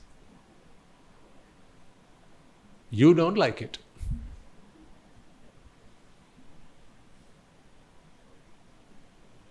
She's got a big pimple here. And you don't like it. She's got a birthmark down here. And you don't like it. This side of the face is fine. That's all you saw. See, you saw half of her face, and what did you create in your mind? The full face. Yeah? It's like when you see half the moon, don't you know the other shape of the other half of the moon? It's the same thing. Your mind is a supercomputer. It is capable of creating whatever you want. Using the very little information it has, it will stitch up the rest of it. Now you're a little bit disappointed. This is not the girl that you expected. So every time you're looking at her, you take in glimpses, you take in fragments of sight, and you compare it with what you have in your mind, but it's not a match. So now you are beginning to feel disappointed. It's not what I wanted. It's not what I liked. But what if the other half of her face was also similar to the half you'd seen? Now it ticks those boxes. You are now experiencing pleasure. Remember, for pleasure to happen, it has to be a match. What does that tell you then? Pleasure didn't come from the outside. Can you clap with one hand? Does that not tell you that a clap is not in one hand? Shall I say that again? Can you clap with one hand? No. Does that not tell you that a clap is not something that you can find in one hand? A clap happens when two hands come together, right? Meaning it's in neither hand. Yes? A clap is in neither hand. When it comes together, causes combine, and now there's a manifestation. The clap was not here, the clap was not here, but when they came together, now you heard the clap. Now tell me, pleasure. As you fantasized, that was not pleasure, that was a vexation. Right? The boy was on his bed looking up at the ceiling, he was simply fantasizing, that was simply vexation, that was not pleasure. That's why he wanted to go see the girl. The girl doesn't have pleasure either. The girl doesn't have pleasure either. That's why she's still single. Because she doesn't float everybody's boat. Initially, you have to have an expectation on your part. But she doesn't have pleasure herself. She can't give it to you. But what happens is when you see her, now that sight and your expectation, these two things meet. And as an expectation is fulfilled, there is born pleasure.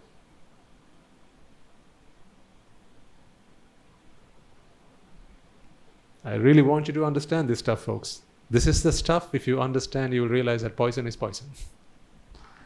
And then you won't drink it again. That's all. You're not going to go and throw it away. You just won't drink it. That's all.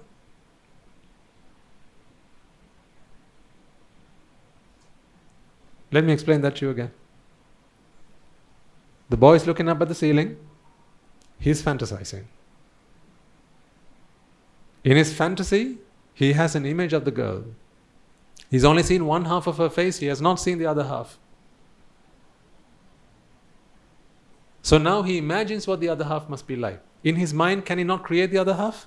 Of course he can, because the mind can create mental images. He does it all the time. Does it all the time.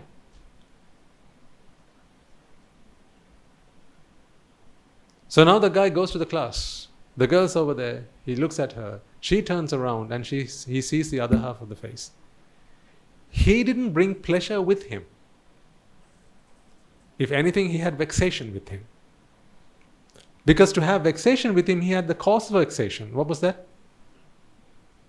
He had the cause for vexation with him. What was that? Attachment. He had attachment with him, which is the cause for vexation, which is tanha. Tanha was with him. He's going to see Rati. But only tanha was with him. Now Rati turns around. She doesn't have pleasure either. And it's because she doesn't have pleasure, she doesn't give pleasure to everybody.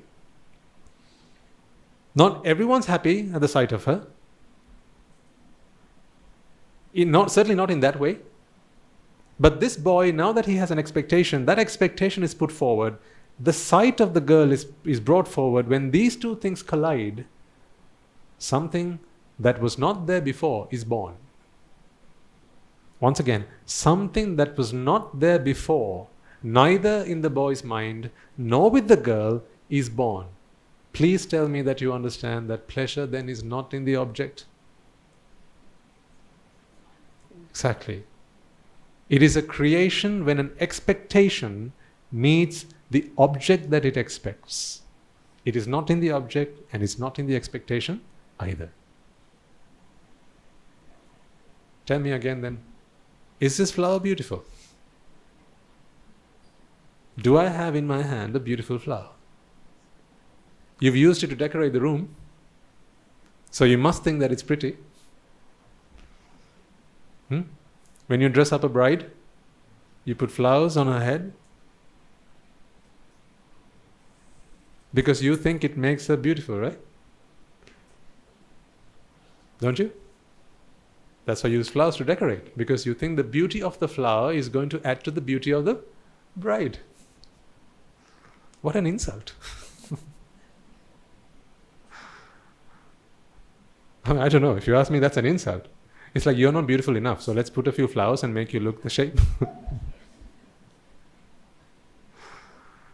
But even then, the principle is flawed. The principle is flawed. How do you know whether the person that's going to see the bride, likes these flowers? Because then, if you want the bride to look beautiful, here's what you have to do initially. First of all, you have to go around telling all the people you're going to invite that these flowers, they're beautiful.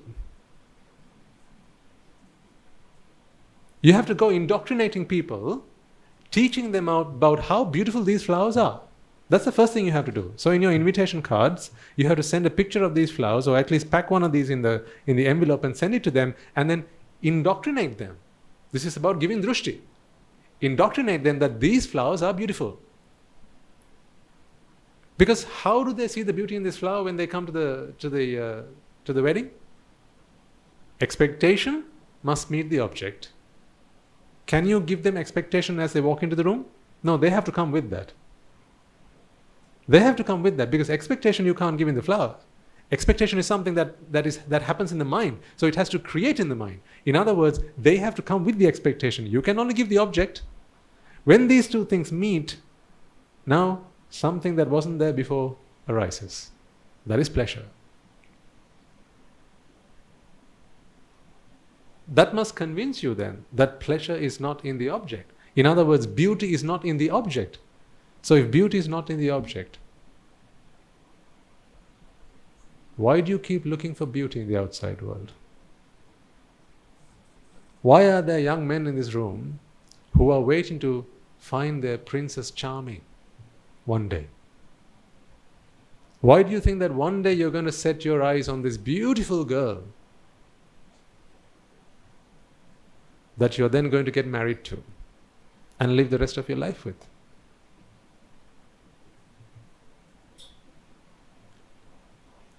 Why are there young ladies in this room who believe that you are yet to meet your Prince Charming? That's why they say, the man of my dreams. I mean, that is true. That's true. Because the dream is the fantasy. That's the expectation. So when expectation meets object, that's when pleasure is born. So pleasure is not in the object then. You have to come prepared. You have to come prepared. Yes? You have to come prepared with your expectation. You know what it is to pair? Two things to be together. Yeah? So you have to be paired previously. So you have to come prepared with your expectation. And then when you come in contact with the object, how wrong is it then to think that it's the object that brought you pleasure?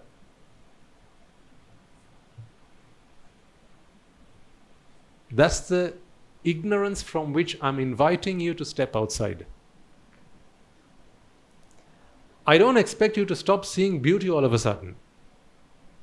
Tomorrow I'll hold this flower up to you and you'll still say it's beautiful. That's okay.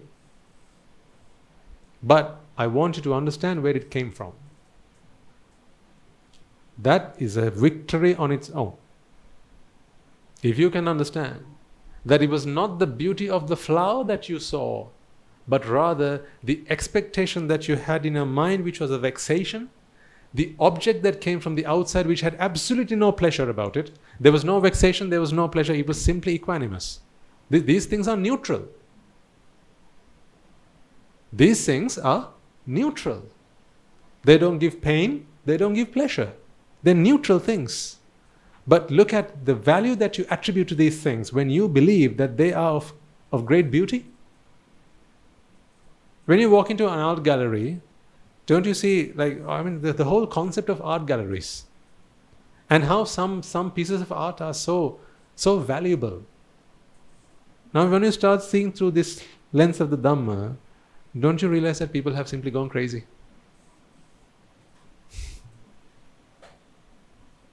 Look at how much value people give to those things, and people then sacrifice their lives to keep them safe. Like, let's say, now because it's me, you're not going to give this any value. But just imagine if I was Michelangelo and I drew this.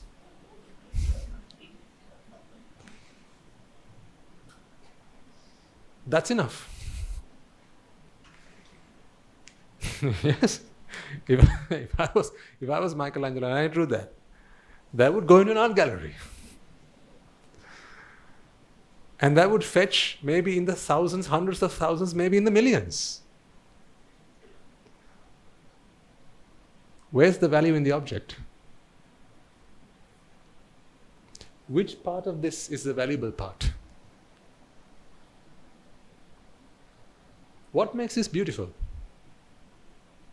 When you prepare yourself to step inside an art gallery, ladies and gentlemen, you already build up your expectations inside. You create that expectation in your mind and then you step inside. That's why to me, if I walked into an art gallery, because I never learned how to appreciate art. You have to learn. What does that tell you about it?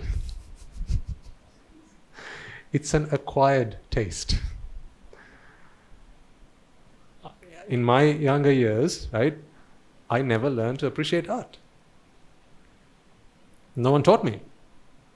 I like my music, but art was just not something that, because I have more of a computational brain. I think more like a scientist. So I never got to, no one in my family enjoyed art either. So I never got that exposure. So if you took me into an art gallery, what I'll be saying is, you go around and come back when you're done. I'll just read a book or something. Even if the art gallery was filled with the pictures of, the most talented artists out there, I just wouldn't be able to see the beauty in them, because beauty is not in them.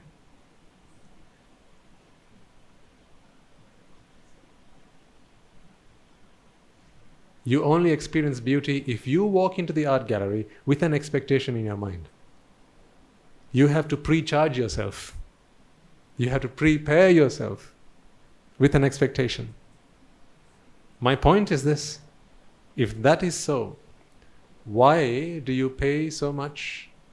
Why do you want so much to be with something or someone that you think has intrinsic beauty? This is the altar The altar of beauty, as we once suggested it. This is the altar of beauty. People sacrifice their lives for the sake of beauty. People are prepared to kill for the sake of beauty. People are prepared to steal for the sake of beauty. They're prepared to engage in sensual, sexual misconduct for the sake of beauty.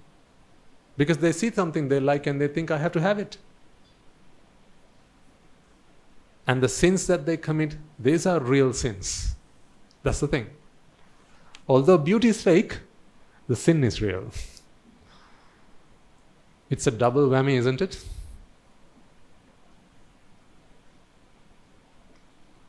Look at how we pick up the short end of the straw. It is so pitiful, really, ladies and gentlemen. Although beauty is fake, the deeds that people do to be with what they think is beautiful, the effort that people go through to be in the presence of things that are beautiful, to acquire things that are beautiful, by hook or by crook, those deeds are very real deeds, and they come back to bite. In those moments you can't say, oh, I'm so sorry, I didn't realize that beauty was fake. Well, the deed was done. Because although the beauty that you see is fake, the jati that happens when the deed is done, the karma that happens when the deed is done, that is real. So for real karma, there is real vipaka. But for fake beauty, there's nothing accountable.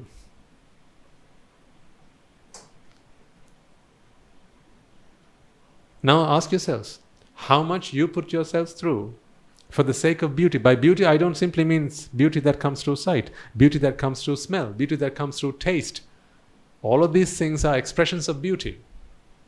But the fact of the matter is that beauty does not exist in these outside world objects. Your senses cannot give you beauty. They cannot. I need you to understand this, ladies and gentlemen. For your sake, please understand that your senses cannot bring you beauty, because beauty does not exist in the outside world. You have to go prepared with an expectation. These expectations, they are determined by the drushti that you take on, by the views that you take on in this world. Now come back to the point I was trying to make earlier, the deep end again. Let's give that another go. When your mother dies, or anything that is of that you like, you love, you treasure, right? When something happens to something that you love, you like, and you treasure, what really happened was simply a change in the outside world. It's simply a change to energy in the outside world. A change to energy, a change to matter. That's all that happened. But here's what you've been doing all along. In your mind, you'd created a mother. Your mind, you created a mother. In your mind, you created a girlfriend. In your mind, you'd created a spouse. And you projected that image onto a physical object. That's what you did. That's why if you pick up the wrong child from the hospital, you project that to another child. It's entirely possible. See, some children are adopted. Right? And sometimes children are adopted at a very young age that they don't even know that they're adopted. Maybe some of you are and you don't even know it. So they grow up thinking that they belong to their biological parents and that they live with their biological parents. They don't know that they've been adopted. So don't you see how is there any biological connection between an adopted child and the foster mother? Is there any biological connection between the two? There aren't. But if the child thinks that this is my mother, they create a notion of mother in their mind, and then don't they project it to this physical form that's outside? Yes or no? Yes or no? They project that. Now, if this is the physical form that they have just projected it to, what's going to happen when this happens? What's going to happen then? The child suffers.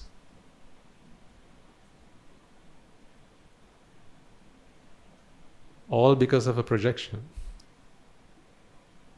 All because of a mental creation. And they were not even the real mother. But didn't the child suffer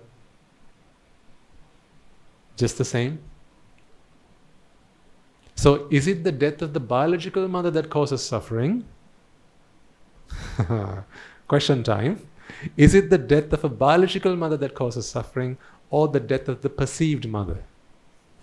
It's the death of the perceived mother. Then, do you understand why it is and how it is that an arahant can be unshakable when their perception of a mother disappears, disintegrates, eradicates? Now, it matters not what happens to the biological mother, because it is not the biological mother that brings you suffering.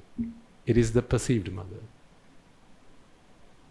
You suffer, ladies and gentlemen, because of your perceived world, your perceived entities.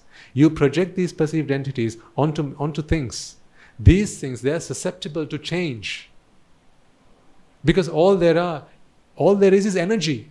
And energy is in a constant flux. It comes and it goes. It flows. It changes from one form to another. But for a period of time, it will represent itself, it will present itself as one package. Just like this flower. See? Do you know how this flower came into being? Initially, it was just a seed. And then it took up sun, it took up the earth, it took water, it took nutrients from this environment. And all those things that it took, inside of this, it transformed it. There's ribonucleic acid. That's what a plant can do. Just like you have your DNAs, plants have their RNAs. They take in materials from the outside world and they transform them into things like this. This is this. Just in a different arrangement, that's all. But this arrangement you think is a fully formed flower. This arrangement you think is a disintegrated flower. It's all in your perception. If you are attached to this, when this happens, you're going to cry. It's not the death of the flower that caused you suffering and that is going to cause you suffering. It's the death of your perceived flower. Like I said, you can't let go of anything. All you need to understand is there is nothing to let go. I've been saying this countless times now, and I'll keep saying it until the penny drops. See, this, is that not this? Is this not this, and is this not this, simply in another arrangement? But if you are attached to this arrangement, aren't you going to suffer in a moment?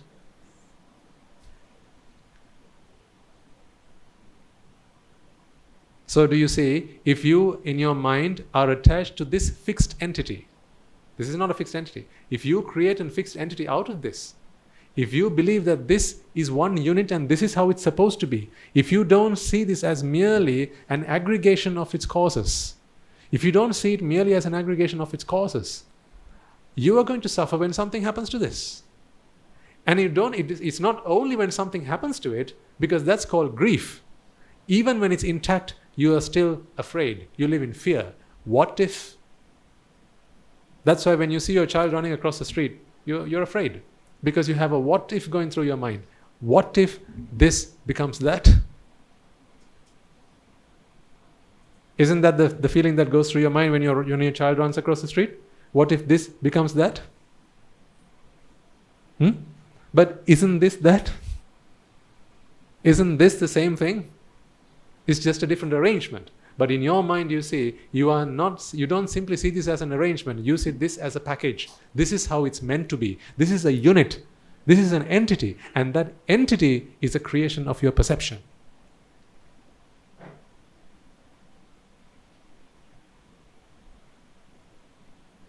So even when this turns into this, your perceived entity still remains. It endures. It endures because your attachment is to that.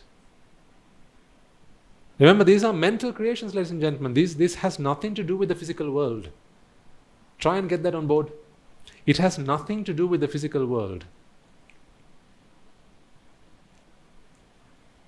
I know some kids who are attached to aliens.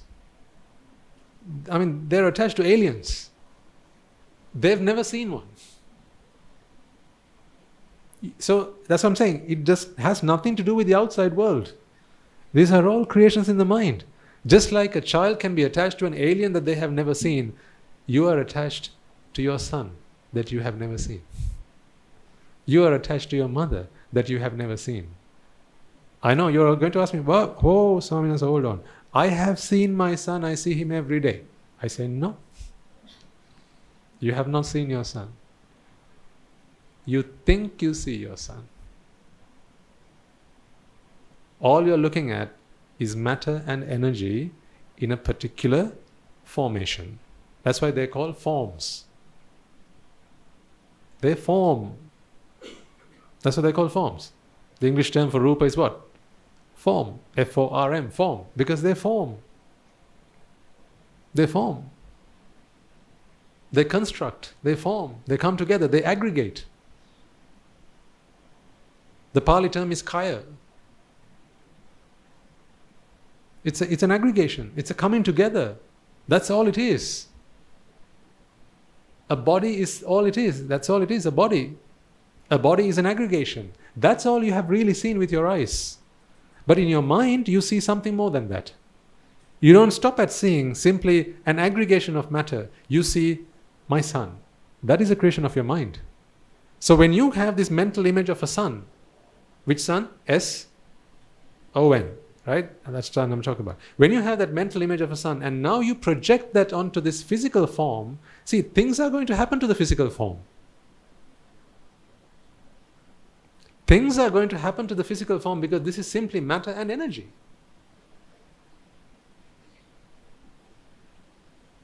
You know, if there's a young couple here in the audience and perhaps you are planning on having children one day, I tell you, understand this before you go on to have a child. Otherwise you will suffer. You're probably thinking, Swaminas, if I understand that, I won't need to have a child. I didn't say that. Well, I did, but I didn't.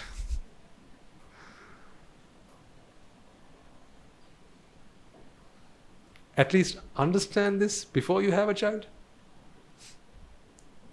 You know, if it was down to me, this is what I would teach every young man and woman before they get married. Before they go on to have a child. But it's, you know, because simply as it's simply down to biology, everyone's allowed to have children. Everyone's just allowed to have children. But no one takes the effort to help them become responsible parents. That's why children suffer in the end. Don't you think a mother and a father, or before they become one, right? A couple before they choose to get married, don't you think the child that is to be born, don't you think that child must have a right to have the parents educated in the dhamma before they decide to have them?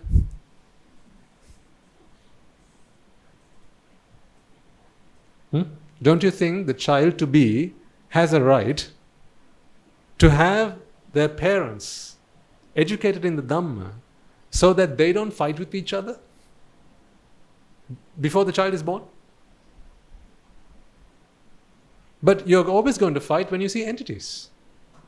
Because here's what's going to happen. When the husband or the wife, they imagine a mental entity in their mind and now they start projecting that onto the other person, the other spouse, those things are going to change because those are simply manifestations of causes. Cause and effect is a phenomenon that determines all actions and all eventualities in this world. But in the mind of the man or the wife, they create a mental image of that and now they project that onto the outside world. When those projections are not being fulfilled, now of course there's going to be conflict. It's one thing to bring a child into this world, but it's another to be a responsible father, a responsible mother, a responsible parent to that child. By my book, this has to be mandatory education before a couple are allowed to become parents. but no one listens to me, so it's okay. This should be mandatory education before two young people are allowed to get married, only because they can live a harmonious married life. I don't mean so that they then choose to come into robes. That's not what I mean. I mean at least so that they can live a happy life together. So that they just don't go around, rather projecting their expectations on the other partner, expecting that to be fulfilled all the time. You are evidence of that.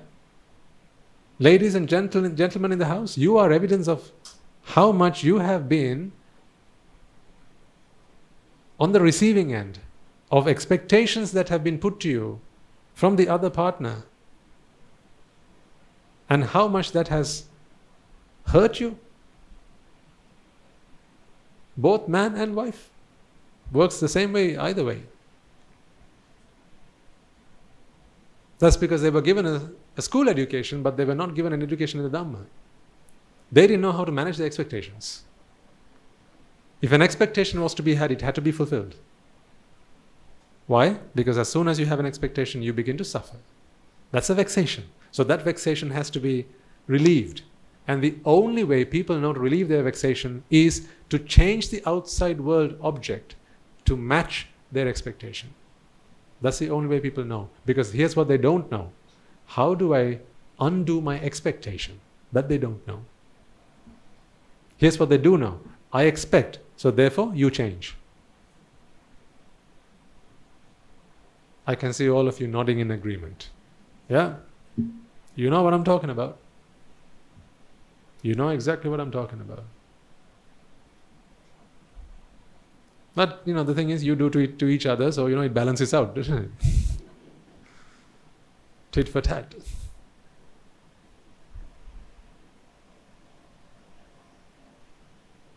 Tell me you sympathize with this Swamin Wahanse if you can. Oh, poor thing, he's not even going to be married.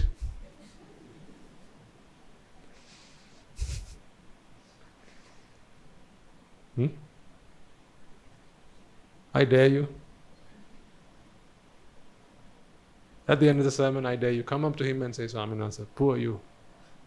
You're not even going to have a wife one day.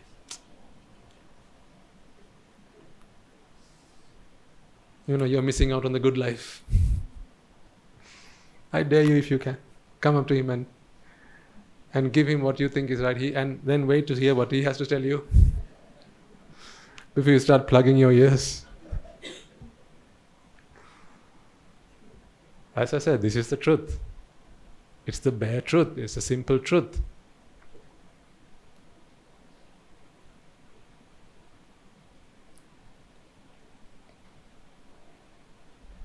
Here's what I want for today. Right? I understand. These are a little bit deep. Some of the concepts that I'm talking about with you today. Like I said, I don't come here with an agenda, but I look at you, you seem interested, you seem engaged, and then, I give you a sixer. Yeah, I mean, if there's ever going to be a day where, you feel dull, you feel, not disengaged, then I'm like, say something and get out. But, there's never been a day like that. I don't expect there will be. Because you're here with purpose, and I appreciate that. At least take this away from today as a learning point. This is simply this. Just a different arrangement. Okay? This is this. Just a simple arrangement. Difference in arrangement is all there is. But in your mind, you create an entity out of this. You think that there is a fully formed object here. Call it a flower, call it whatever. You think there's a fully formed object here. And it's complete. See? You see that this is complete. It's fully formed. It's complete. Do you not get that feeling? That is in your perception. That object is in your perception. It's in your mind. There is nothing about this object that qualifies to be called a fully formed object. Nothing about it. There is no difference between that and this. This is one arrangement, this is another arrangement. The letters of the alphabet are simply letters. You arrange them in different ways to create words. Did I bring the Scrabble one day to this sermon? Have I never brought the Scrabble letters? No. We did that at the monastery. When you play Scrabble, you take the same letters and you arrange them, you rearrange them, don't you? Yeah? You make one word and then at the end of the game you put it all back in the tile bag. Right? And the start of the next game, you take the same letters. Do they come as the words that you put in there? No, they come as plain letters. Do those letters belong to any particular words? No, they are distinct, standalone letters. They're independent letters. But when you form a word, what do you see? You see a word. That's an arrangement. That's all it is. It's just an arrangement. But your mind perceives it as one word.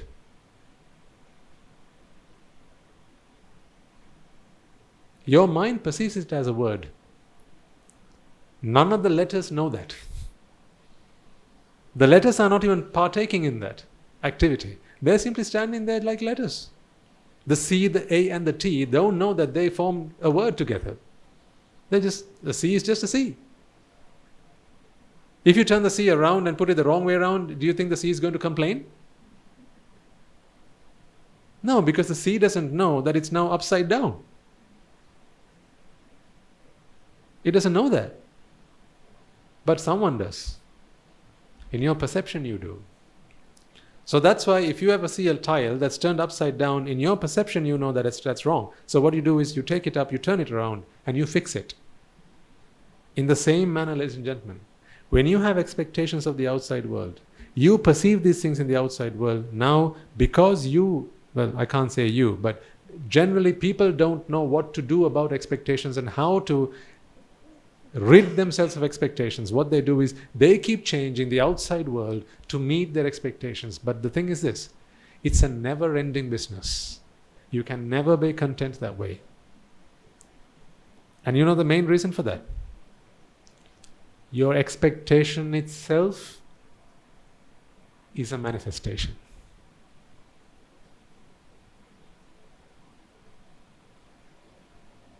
Thankfully, you don't understand the profoundness of what I'm explaining to you. Otherwise, you'd all get on a bus and come to the monastery with me today, I tell you.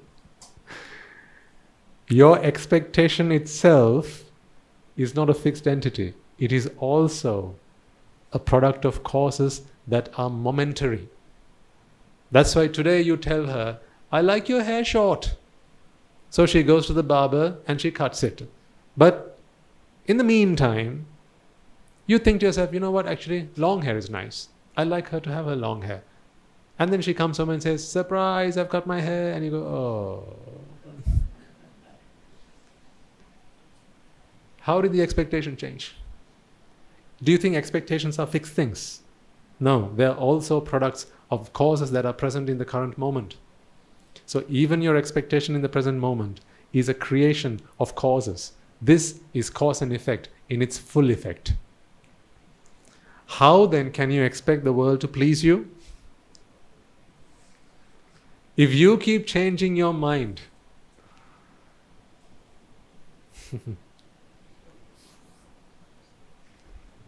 that's exactly what you're doing. You keep changing your mind.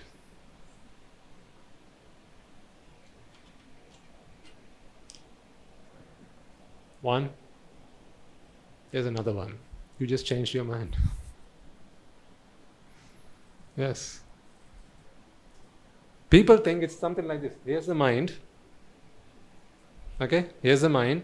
And then there are things that come into the mind. And they keep changing. Today you want fried rice, tomorrow you want biryani. You changed your mind. No. You keep changing your mind. It's an individual chitta every single time. Each chitta is independent. Each chitta is an individual chitta. Each chitta is distinct. Each chitta is formed out of the causes that are present in that moment. Your drishti in this moment may be very different to your drishti in this moment. This is before watching TV, this is after watching TV. You've changed your mind. This chitta will never come again. It is here today and will never come back again. This chitta will never come back again. It is here in the Paccuppanna moment, and that is all it is. You keep changing your mind. So if you keep changing your mind, how can anyone satisfy you? Because what you want here is not what you want here. In this moment you want to see red. In this moment you want to see blue. So how can anyone satisfy you? Let alone the question, how can anyone satisfy you? I have a question to you. How can you ever be satisfied when you have a changing mind? Pandanang chapalang chittang. It's like a fish out of water. Have you seen a fish out of water? Yeah? Jumping up and down? Your mind is just like that. Each chitta only lasts a chitta moment. In the next chitta, it's something completely different. It's a brand new chitta, a different set of views, a different background, different causes. Psychology will teach you there's a mind that is constant and the mind takes on different objects. But Buddhist philosophy goes one step deeper. He says, no, this is not a constant mind that takes different objects. It's an individual chitta that takes an individual object. Aramana vijanan lakhanan chittan. Each chitta is born to perceive the object that was there to give rise to it. That's all. But when ignorance comes in, all hell breaks loose, ladies and gentlemen. When ignorance steps in, here's what happens. When ignorance steps in, this chitta, it creates an entity. This chitta also creates an entity. Each chitta creates an entity or a perception of an entity. But the problem is this. When you create a perception of an entity, now you also create a future, you create a past, all within one chitta. Who was here last week? Honestly answer the question. Honestly, like in the way you actually feel it. Who was here last week? You were here last week. You don't have any doubt about that, do you? Today you might say, no, Swaminathan, I realized it was not I who was here last week. There was some matter. It may not even be the same matter now. And it was just a chitta. Right? Those chittas are long gone. These chittas are the chittas that are present right now. They have nothing to do with each other. Right? So I don't even know who was there last week. Right? And even when I started this sentence, I'm a different person to what I am now. Because these are simply chittas that arise and pass away. Each one discrete. Each one independent. Each one created by the causes that are present in the moment of their creation. That you will say now. But if you ask yourself, ignore the Dhamma for a second, who was here last week? You were here last week. And who preached last week? Swaminathan preached last week. That is because even in this moment, you create something called an entity. I'm so sorry. Wake up. See? Heavy lifting.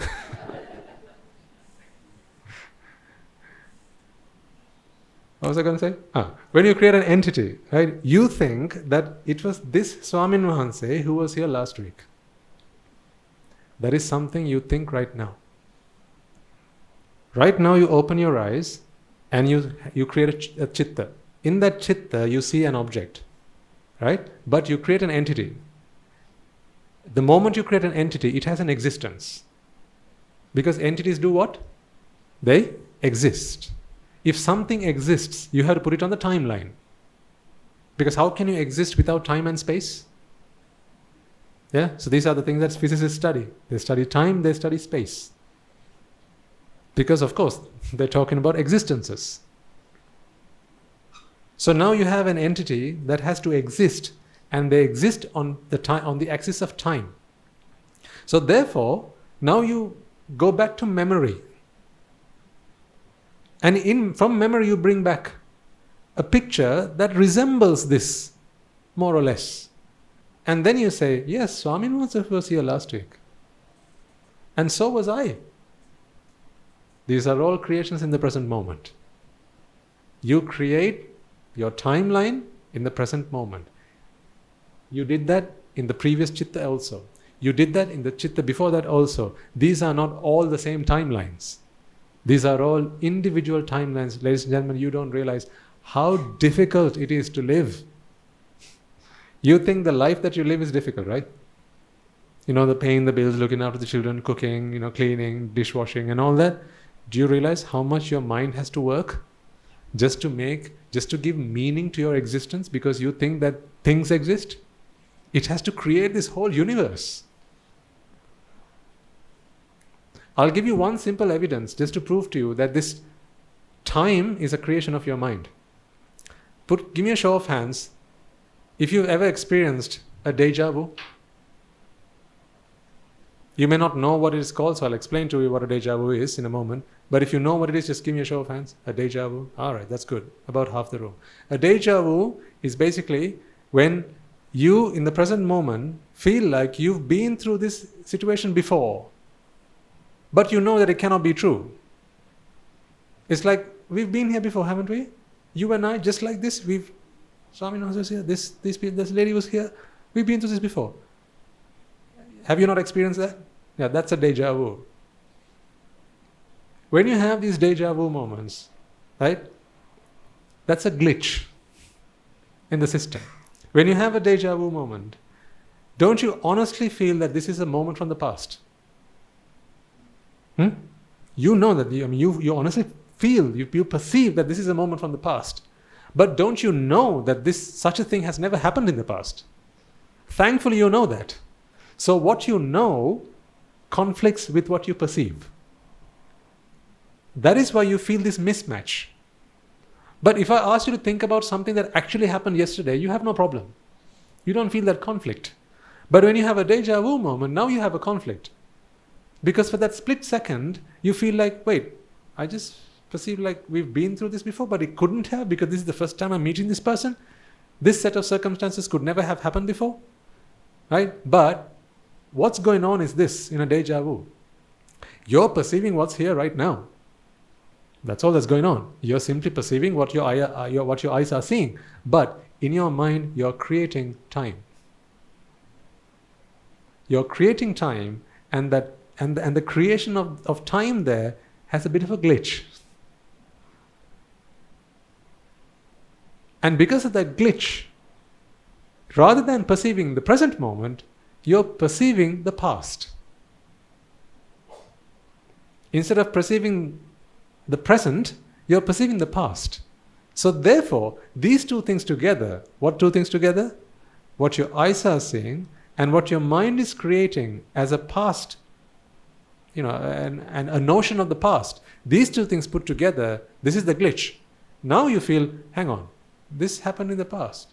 But of course it didn't, because you're not bringing this back from memory. You couldn't be bringing it back from memory. Why?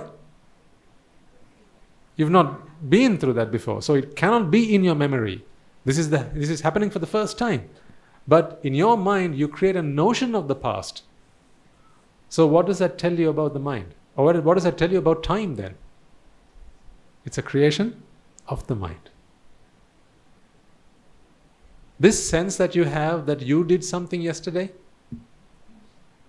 that's a creation of the present moment. You create time.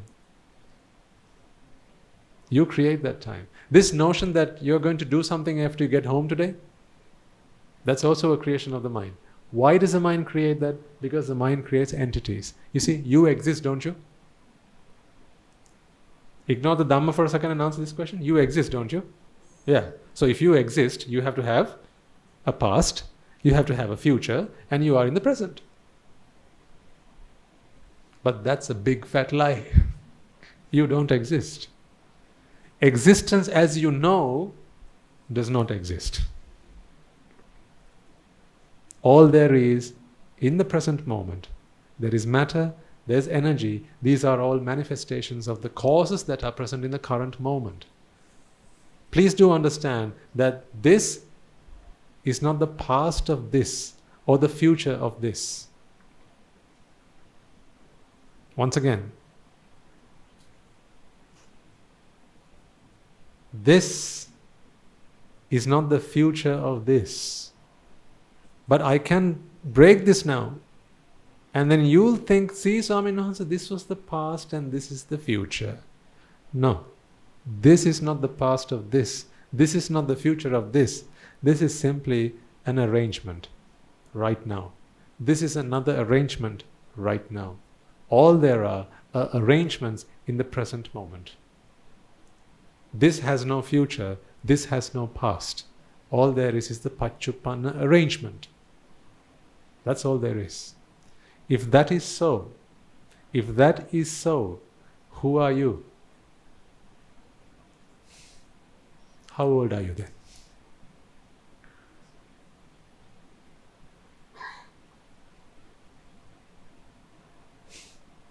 How old are you? You are brand new.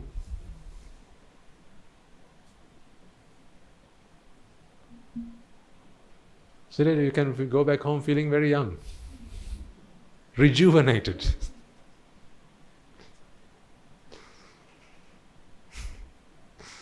You are not X number of years, X number of weeks, X number of months, X number of days old. I'm talking about the effect that manifests in the present moment. It has only come about because of the causes that are present in this moment. See, I say apple. Now you're thinking apple. I say banana. Now you're thinking banana. What happened to the you that thought the apple? Where did they go? Where did they go? Let's try that again. Apple. Now you are thinking apple. Banana. Now you're thinking banana. Where did the person that was thinking the apple go? Where did they go? Where did they go? They were nowhere. Exactly. It's just a different arrangement because there was a chitta. When I said the word apple, there was a chitta that was born that heard the word apple and it perceived apple. That's it. That passed away. The moment the causes cease to exist, the effect ceased to exist. And then I said the word banana. And then that word was perceived. Your system worked, your eardrums vibrated, right? Your nervous system started to work, your brain got into action, and your chitta was created. And then you heard the word banana. It was a perception. So where's that chitta now? Where's that you now? There was no such you. There are no yous. There are simply chittas that arise and pass away. But if you don't understand this, you think that there is a you that exists. And if there's a you that exists, now along with that comes death. See, try and see how you can figure out how along with that you have death as part and parcel of that. What can die? Things that exist. Can something that doesn't exist die? What is death after all? The cessation of existence. Where does existence happen? In your mind. So where is death? In your mind. You've never died. You never will die. You think you die. I know, now you're asking me, Swaminathan. About 2 weeks ago, you talked about death. And you said we must all be earnestly practicing the path and be heedful and act diligently because death is coming. It's just around the corner, right? And we don't have all the time in the world. And so hurry up. And now you're saying there's no such thing called death. Swaminathan, are you mad or are you mad? We speak in 2 dimensions. These are entirely different paradigms. You know, they're both true.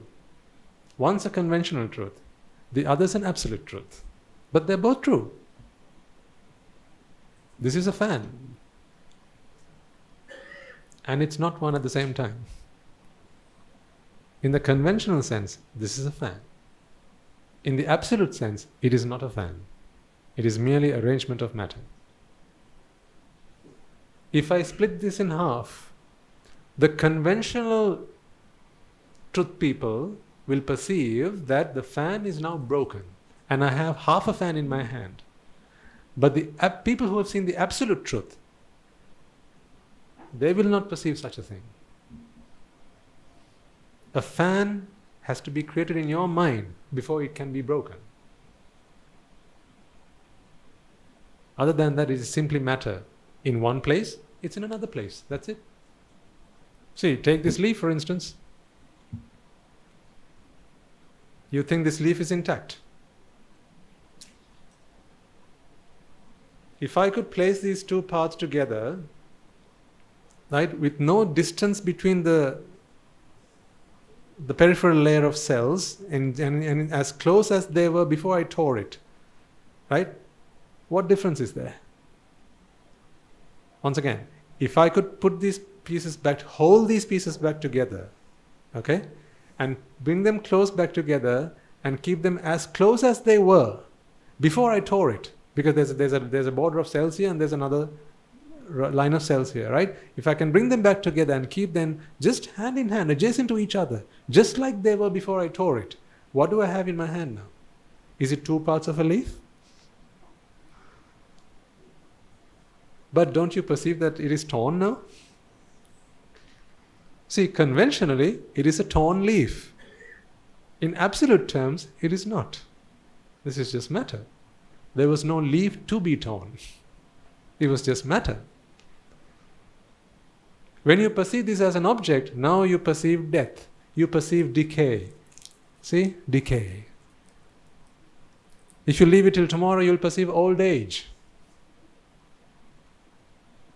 All because you perceive entities. That's why you suffer. You create suffering and you live it and you experience it.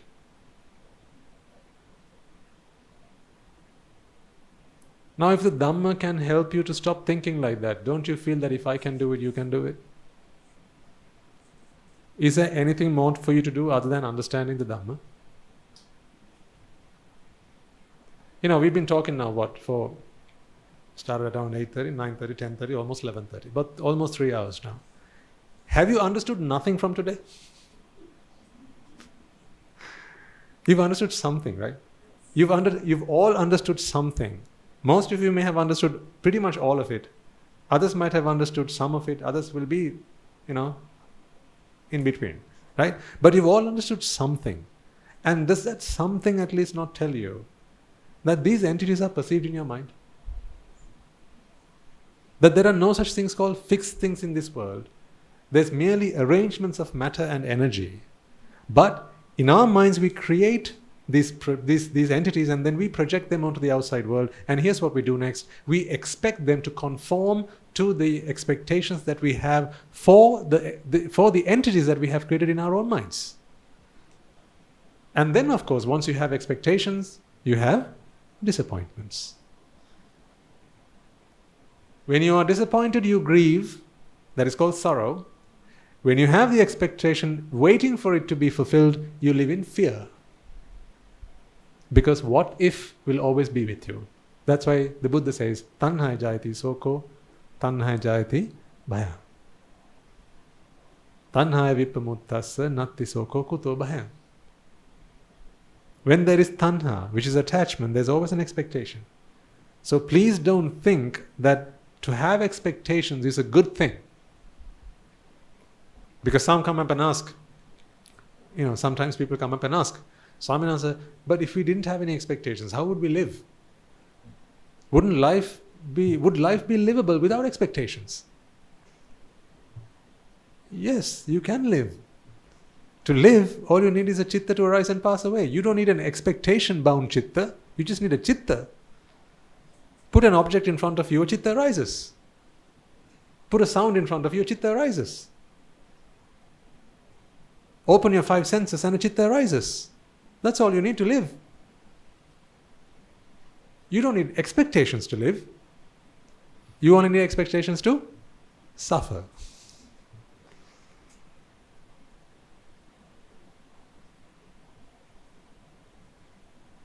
But because people have never known a life without expectations, they can't imagine what I'm talking about. That's the problem. People have never known a life without expectations. At least when you open your eyes, don't you expect to be able to see? That's the problem. See, so you've never known a life without expectations. Every time you open your eyes, remember, don't take this lightly. Every time you open your eyes, you expect to be able to see. Every time you breathe in, you expect to be able to breathe. Just imagine if this were to happen. If you went deaf all of a sudden.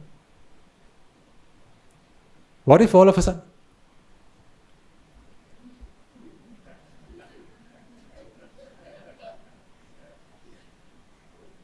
See?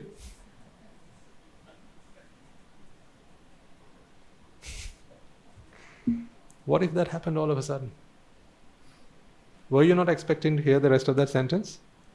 Point proven. I rest my case. You expected to hear the rest of that sentence. That's why all of a sudden when the room went blank, you're like, what's going on? That is your mind going, where's the rest of it?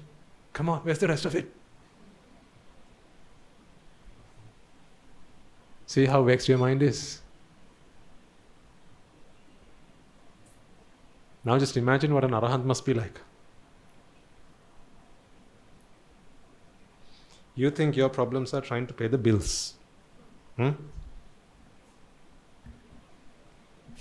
You think your problems are, how do I put my child to a good school? How do I get my daughter married off to a good man? How do I pay the mortgage? How do I get that new car?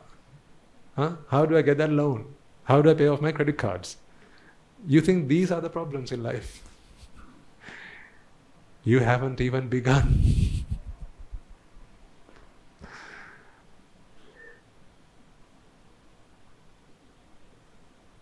That is Montessori.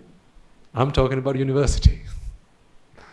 At university, the problems that we have is when I open my eyes, I expect to see. That's a problem. I still have that problem. That's my problem. What's yours?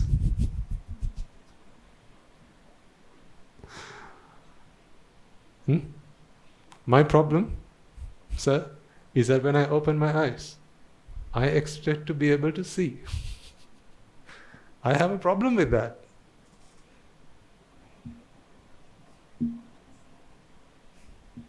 What's your problem?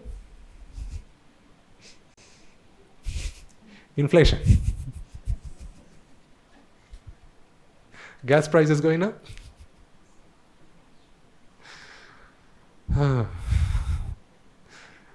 Sometimes it feels like we are worlds apart.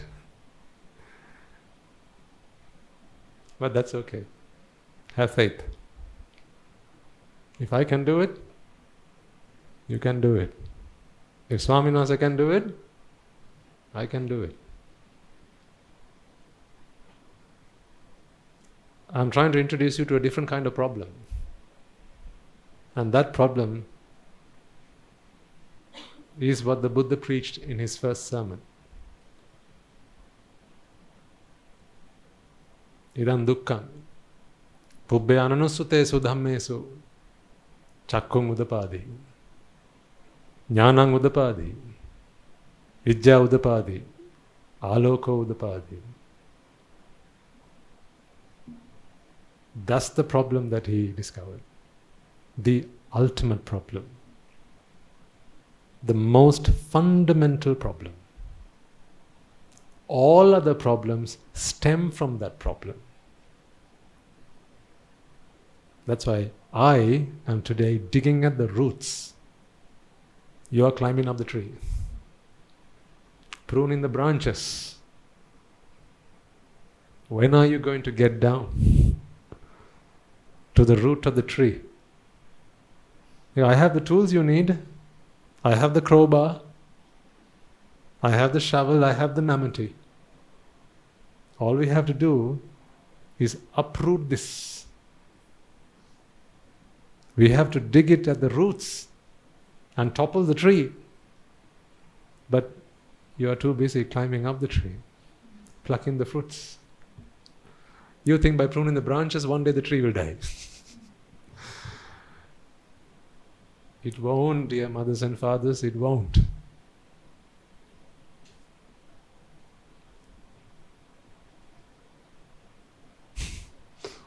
My dear brothers and sisters, it won't. You have to get down that tree. Jati is the problem.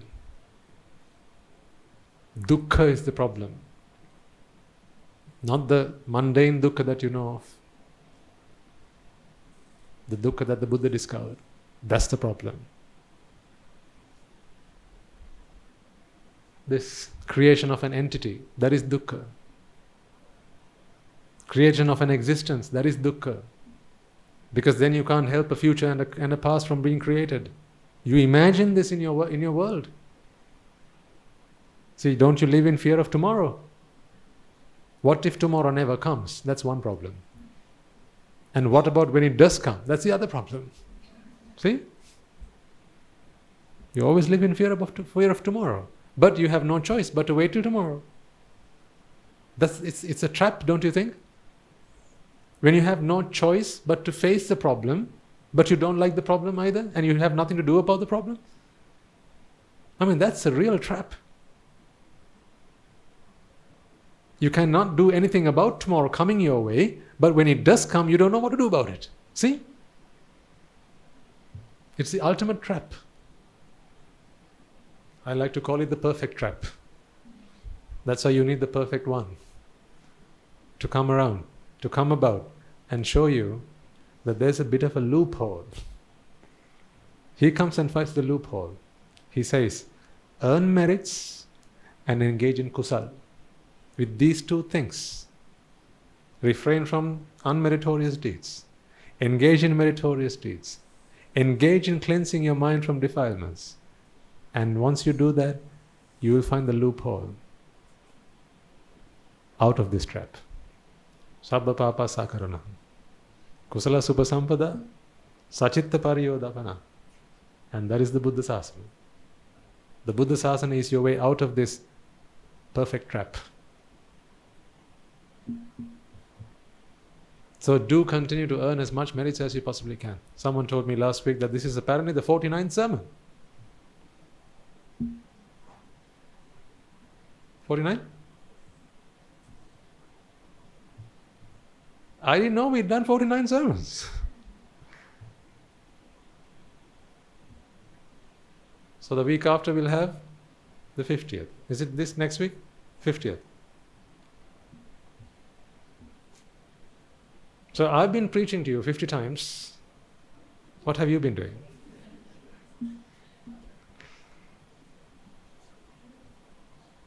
What has 50 sermons done to you? I have a question. What have 50 sermons done to you? Has it done anything? I hope so.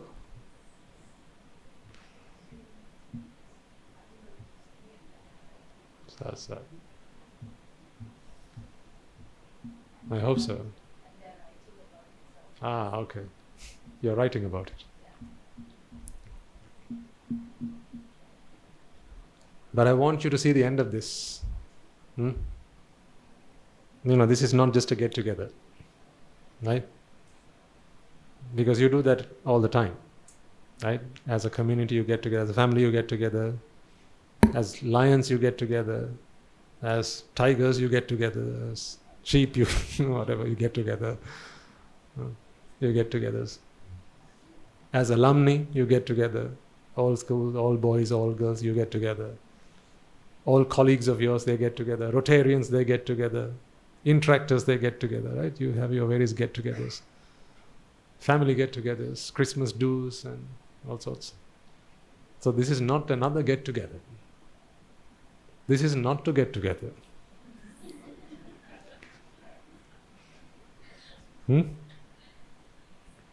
This is the get-together to not get together. I want that for all of you. Thanks to the Maha Sangha, thanks to the Buddha and the lineage of the noble ones. This is what they fought for. It was no easy fight. One day I'll explain to you the sacrifices that they made. There were times, ladies and gentlemen, when there were severe droughts. There were severe droughts. Famine struck. In those times, there was no food to eat, no water to drink. Life was incredibly hard. And bear in mind that monks, bhikkhus, bhikkhunis, they're at the mercy of those who have.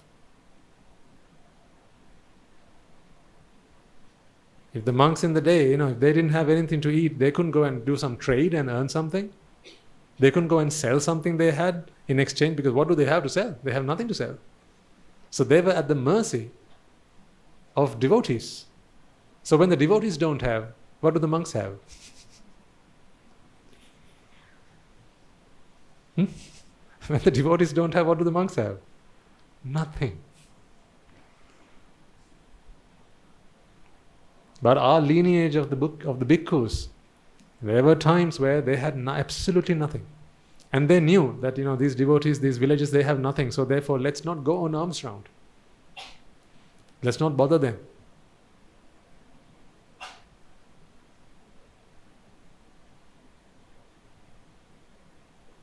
Sometimes people would not welcome them. They would chase them away. But then there were others who were very wise. There were some devotees who were very wise. They realized the reason that we don't have today is because we have not given. And if the venerable monks, if the venerable bhikkhus are willing to come our way, if we have 1 grain of sand, let's give that. Or 1 grain of rice, let's give that. If we have a drop of water in our pitcher, let's give that. Because today we don't have, as we have not given. There were some who were very wise and they understood that. But then, when everything became almost non-existent, no water, no food, there are many stories of how monks preserved the sasana. Their mouths dry, their bodies down to the bone, and yet they kept on practicing the dhamma. And the arahants at the time, they wanted their younger bhikkhus, the samaneras, to come and learn the dhamma. So they continued to preach. And there were occasions when they just didn't have the energy to preach. You know what they did then? They took sandbags and then put them on their stomachs, because that would sort of bellow them. So the noise would come out. Because your diaphragm has to work so that you can push the air out of your lungs, right? They just didn't have the energy to do that. So they'd use sandbags. And the monk would lay on the ground. The student monk would come up to his teacher. They'd use a sandbag and compress it on the stomach, so that as the air got pushed out, he could utter something. The pristine dhamma. And they listened to it and they learnt it. And they memorized that. That is how today we have the Buddha Sasana.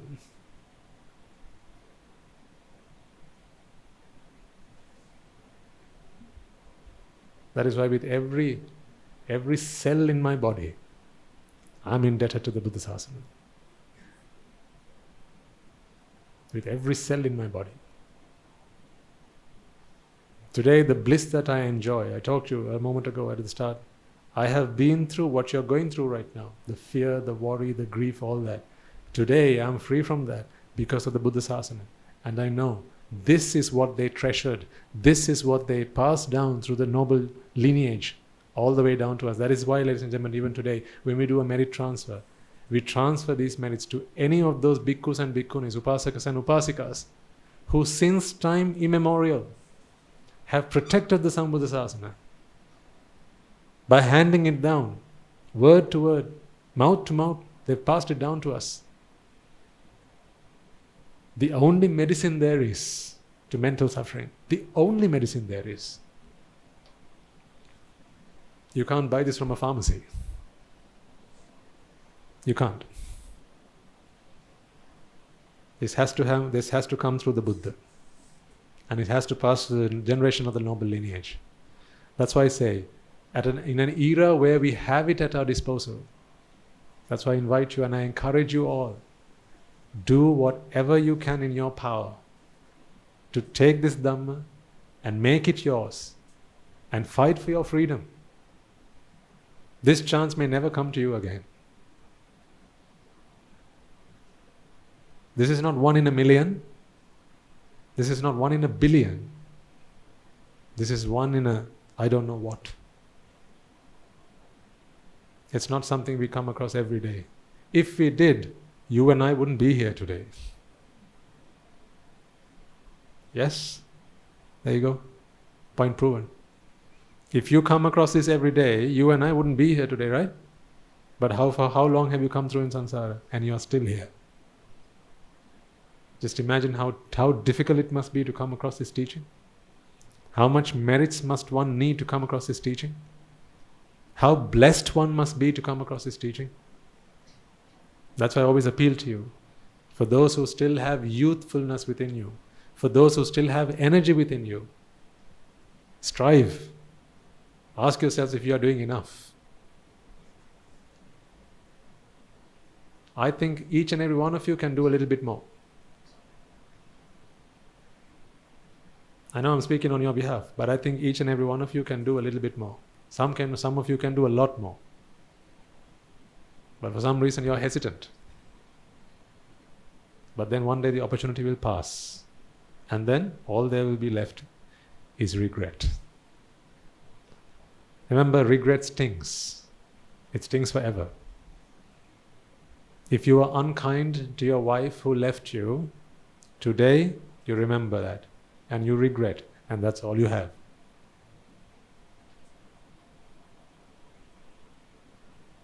If you didn't pay attention to your mother, if you didn't look after her when she was with you, today you regret, and there is no remedy for that. Once regret stings you, that's it. There's no coming out of it. So, if that is so about your mother, about your wife, then I ask you about your ultimate salvation. This is all we have. Once this is gone, this is gone. The sasana apparently will stay with us for another 2,500 years, but what good is that to you if you are going to die tomorrow? If you are going to end next week, what good is the fact that the sasana is going to be here for another 2,500 years? It's good for the rest of them, but what good is it for you? Think about this, please. If today you are too engrossed in other matters, please remember that all of those things that you are engaged in today will all end with you. You cannot carry any of that with you. Perhaps you are reading for your PhD. Okay, you'll get it, and then when you die, you leave it. But if you become a Sotapanna, that you take with you. Within a maximum of 7 lives, you will attain Nibbāna, become an Arahant. See, these are the things that will endure. But how willing people are to sacrifice those things which will endure for those things that are very superficial, that will only be with you so temporarily. Earn all the money in the world, but when you leave empty-handed. Get married to the most beautiful woman out there. When you leave empty-handed. Name one thing that is worth doing in your material pursuits. One thing if you can. Besides practicing the path, working towards your salvation. Name one thing that is worthwhile. That is why this is the noble goal. This is the ultimate goal. Every other goal, you will fail. Very temporary. So once again, I appeal to those of you who have energy left within you, who have vigor, who have strength, because you will need it. This battle is not easy. That much I'll tell you. It's not easy. But it's far better than this, because it's worthwhile. But it's not easy. So it's easier if you start early. Start early while you can.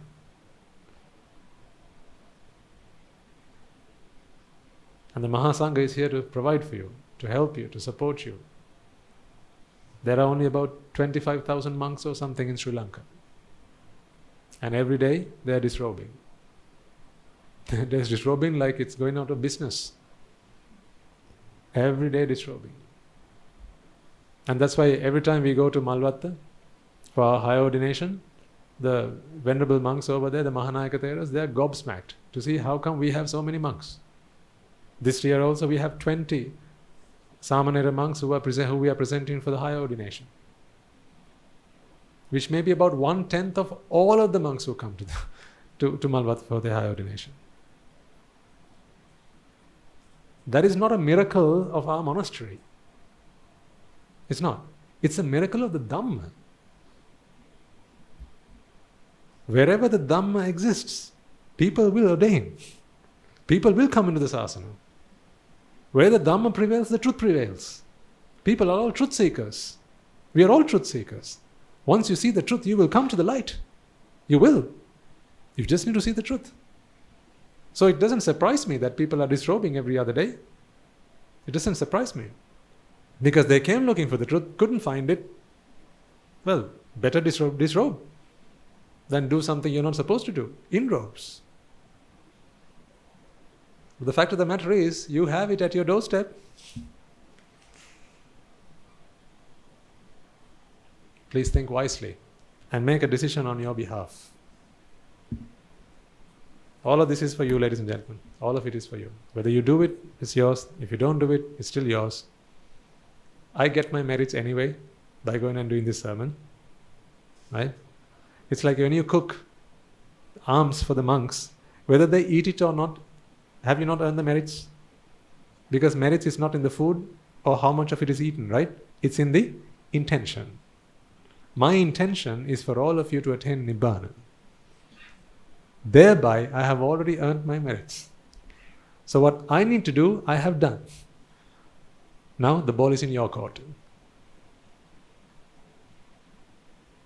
So mothers, fathers in the room, if you have young children, please think about what is best for them, what's right for them. If you still have youth on your side, think about what's best for you. Everything else you're going to leave behind.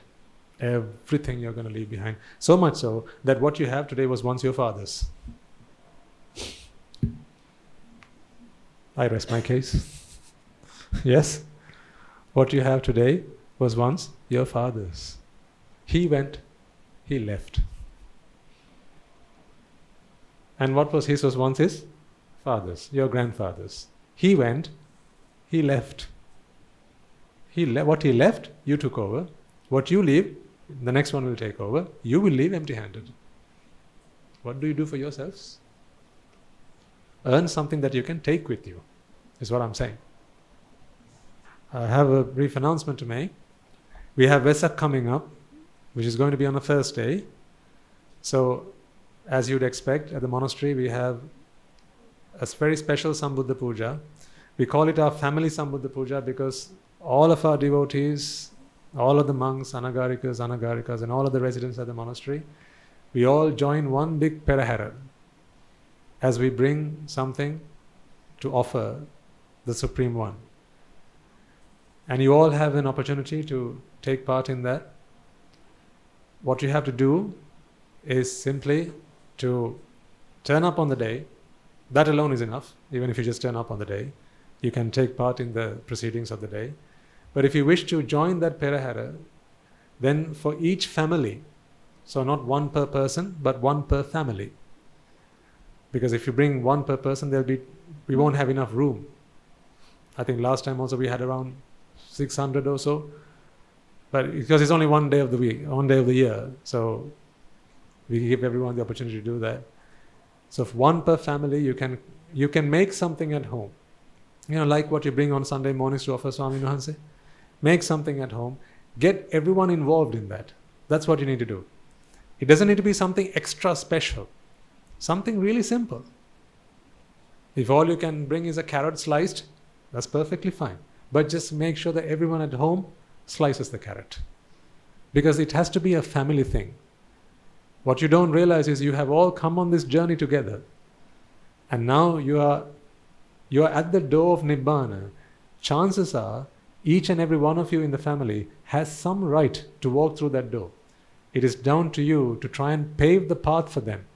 Because it might be that only you come to the sermons, you are engaged in this manner, but perhaps others in the family are not so much yet. It's your responsibility. They love you, you know that, right? It's your responsibility to try and pave the path for them to attain their salvation also. So get them all involved. Even if all of them can't come to the monastery, at least they've taken part in that. So just one dish of some sort, and these dishes are not supposed to be massive dishes, right? Just something about the size of this, or even smaller. This cup that I have here, even smaller is perfectly fine. Just bring one thing, and your family can also join the procession, and we will all come in the Perahara, make our offerings. We will do the Sambuddha Puja on the day, and then of course there will be a sermon by Guru Swami Nuhanse at the end of that. You can all take part in that as well, and just use that as an opportunity to earn lots and lots and lots of merits, because we need that on our path to salvation. So that invitation is there to everyone in the family. I mean, if you feel you're part of the family. If not, you are all my family. I don't feel any difference between you and I. Chittas, that's all. Right? So the invitation is there. We'd like to see you all at the monastery. If you can make it, then please come along. Right, let's conclude for today. Let us all take a moment then to transfer the merits that we have all acquired by making offerings to the infinite virtues of the Noble Triple Gem, listening to the Dhamma and inviting the Swami Nuhanse to deliver the sermon, as well as creating a conducive environment for all to come along and practice the Dhamma. First and foremost, let us remind ourselves how incredibly fortunate we are to be in receipt of the Lord Buddha's teaching, and with immense gratitude let us transfer these merits to the bhikkhus and bhikkhunis, upasakas and upasikas who have since time immemorial protected and preserved the sublime teachings of the Buddha and passed it down through the generations of the noble lineage in the form of the Tripitaka, which is thankfully available to us today to study, understand and comprehend the Dhamma. Let us also transfer these merits to all members of the Mahasangha present throughout the world, including the chief prelates of all of the chapters who have dedicated their lives to the noble path and have committed themselves towards the betterment of all sentient beings. Let us also transfer these merits to all monks and nuns resident in your local temples and nunneries who have always been by your side through thick and thin, come rain or shine. Let us transfer these merits to my teacher Guru Swami Nuhanse, as well as all the monks resident at the monastery and the Anagarikas and Anagarika communities attached to the monastery. Let us take a moment to transfer these merits to those who make great efforts to disseminate the teachings of the Buddha, be that by transliterating these talks, sharing them out with others, or inviting others to join them. May they all rejoice in these merits. Let us also transfer these merits to friends of the monastery, our devotees who, for the sake of merits to help them attain the supreme bliss of Nibbana, continue to sustain the Mahasangha. This includes everyone from those of you who provide the Mahasangha with shelter, alms, robes and medicines, as well as those who pass on their know-how and continue to extend their well wishes. May they all rejoice in these merits, and by the power of these merits may they be healed of any physical and mental ailments and overcome any obstacles to their spiritual progress.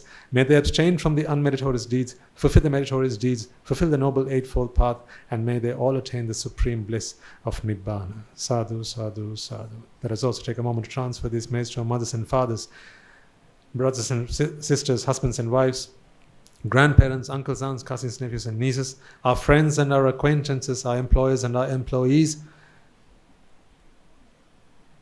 our teachers, as well as those who've taken every effort to make our lives comfortable, those who've gone the extra mile on our behalf, who've helped us, supported us and assisted us in any way, shape or form.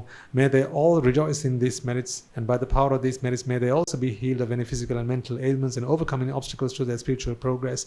May they abstain from the unmeritorious deeds, fulfill the meritorious deeds, fulfill the noble eightfold path, and may they all attain the supreme bliss of Nibbana. Sadhu, sadhu, sadhu. Let us also take a moment to transfer these merits to the Devas and Brahmas, spirits and demons, primarily the Sakadeva, as well as all the numerous gods and deities who have committed themselves to fulfill and preserve the Sambuddha Sasana. Let us transfer these merits to our guardian deities who keep a watchful eye over us and keep us out of harm's way. May they prosper in divine power and wisdom. May they abstain from the unmeritorious deeds, fulfill the meritorious deeds, fulfill the noble eightfold path, and may they all attain the supreme bliss of Nibbana. Sadhu, sadhu, sadhu. Let us also take a moment to transfer these merits to those who passed away in our name, our loved ones, our forefathers, and our ancestors, reminding ourselves that it is in their blood, sweat, and tears today we are able to enjoy the comforts of life as we do, and are able to practice the path in peace and harmony. Let us also transfer these merits to members of the armed forces as well as the police force who sacrifice their lives to protect the peace and harmony of our nation, as well as friends and foe who've lost their lives in the wars. Let us transfer these merits to those who lost their lives to natural disasters and calamities such as tsunamis and earthquakes, landslides, fires, floods, pandemics, and so on, reminding ourselves that in this infinitely long journey of samsara, they will all have been mothers and fathers to us, brothers and sisters to us, friends to us, those who would have helped us, supported us, assisted us in any way, shape, or form. Let us take a moment to transfer these merits out of compassion and gratitude to all of them. May they all rejoice in these merits, and by the power of these merits, if any of them have been born in the woeful planes, they redeem themselves to be born in the blissful plane. May they abstain from the unmeritorious deeds, fulfill the meritorious deeds, fulfill the noble eightfold path, and may they all attain the supreme bliss of Nibbana. Sadhu, sadhu, sadhu.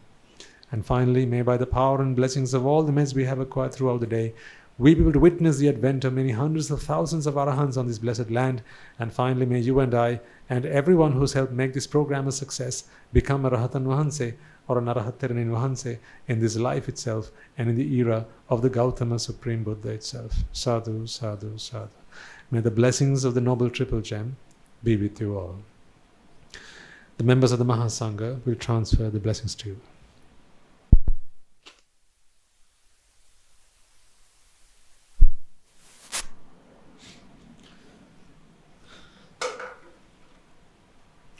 Rajagiriya Nidatva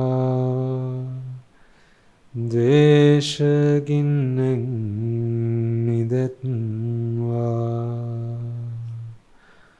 Mohagiriya Nidatva Nibbāna Parama Sukhayan Sukhita Taravetva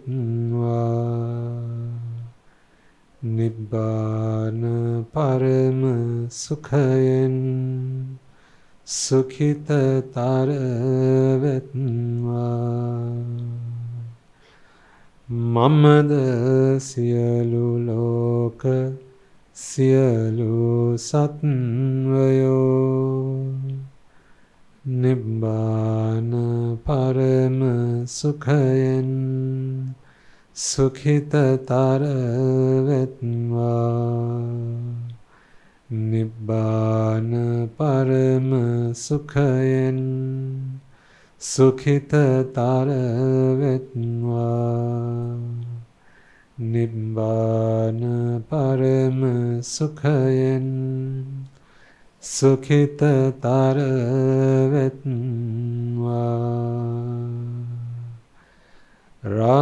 Rajagiriya Niveva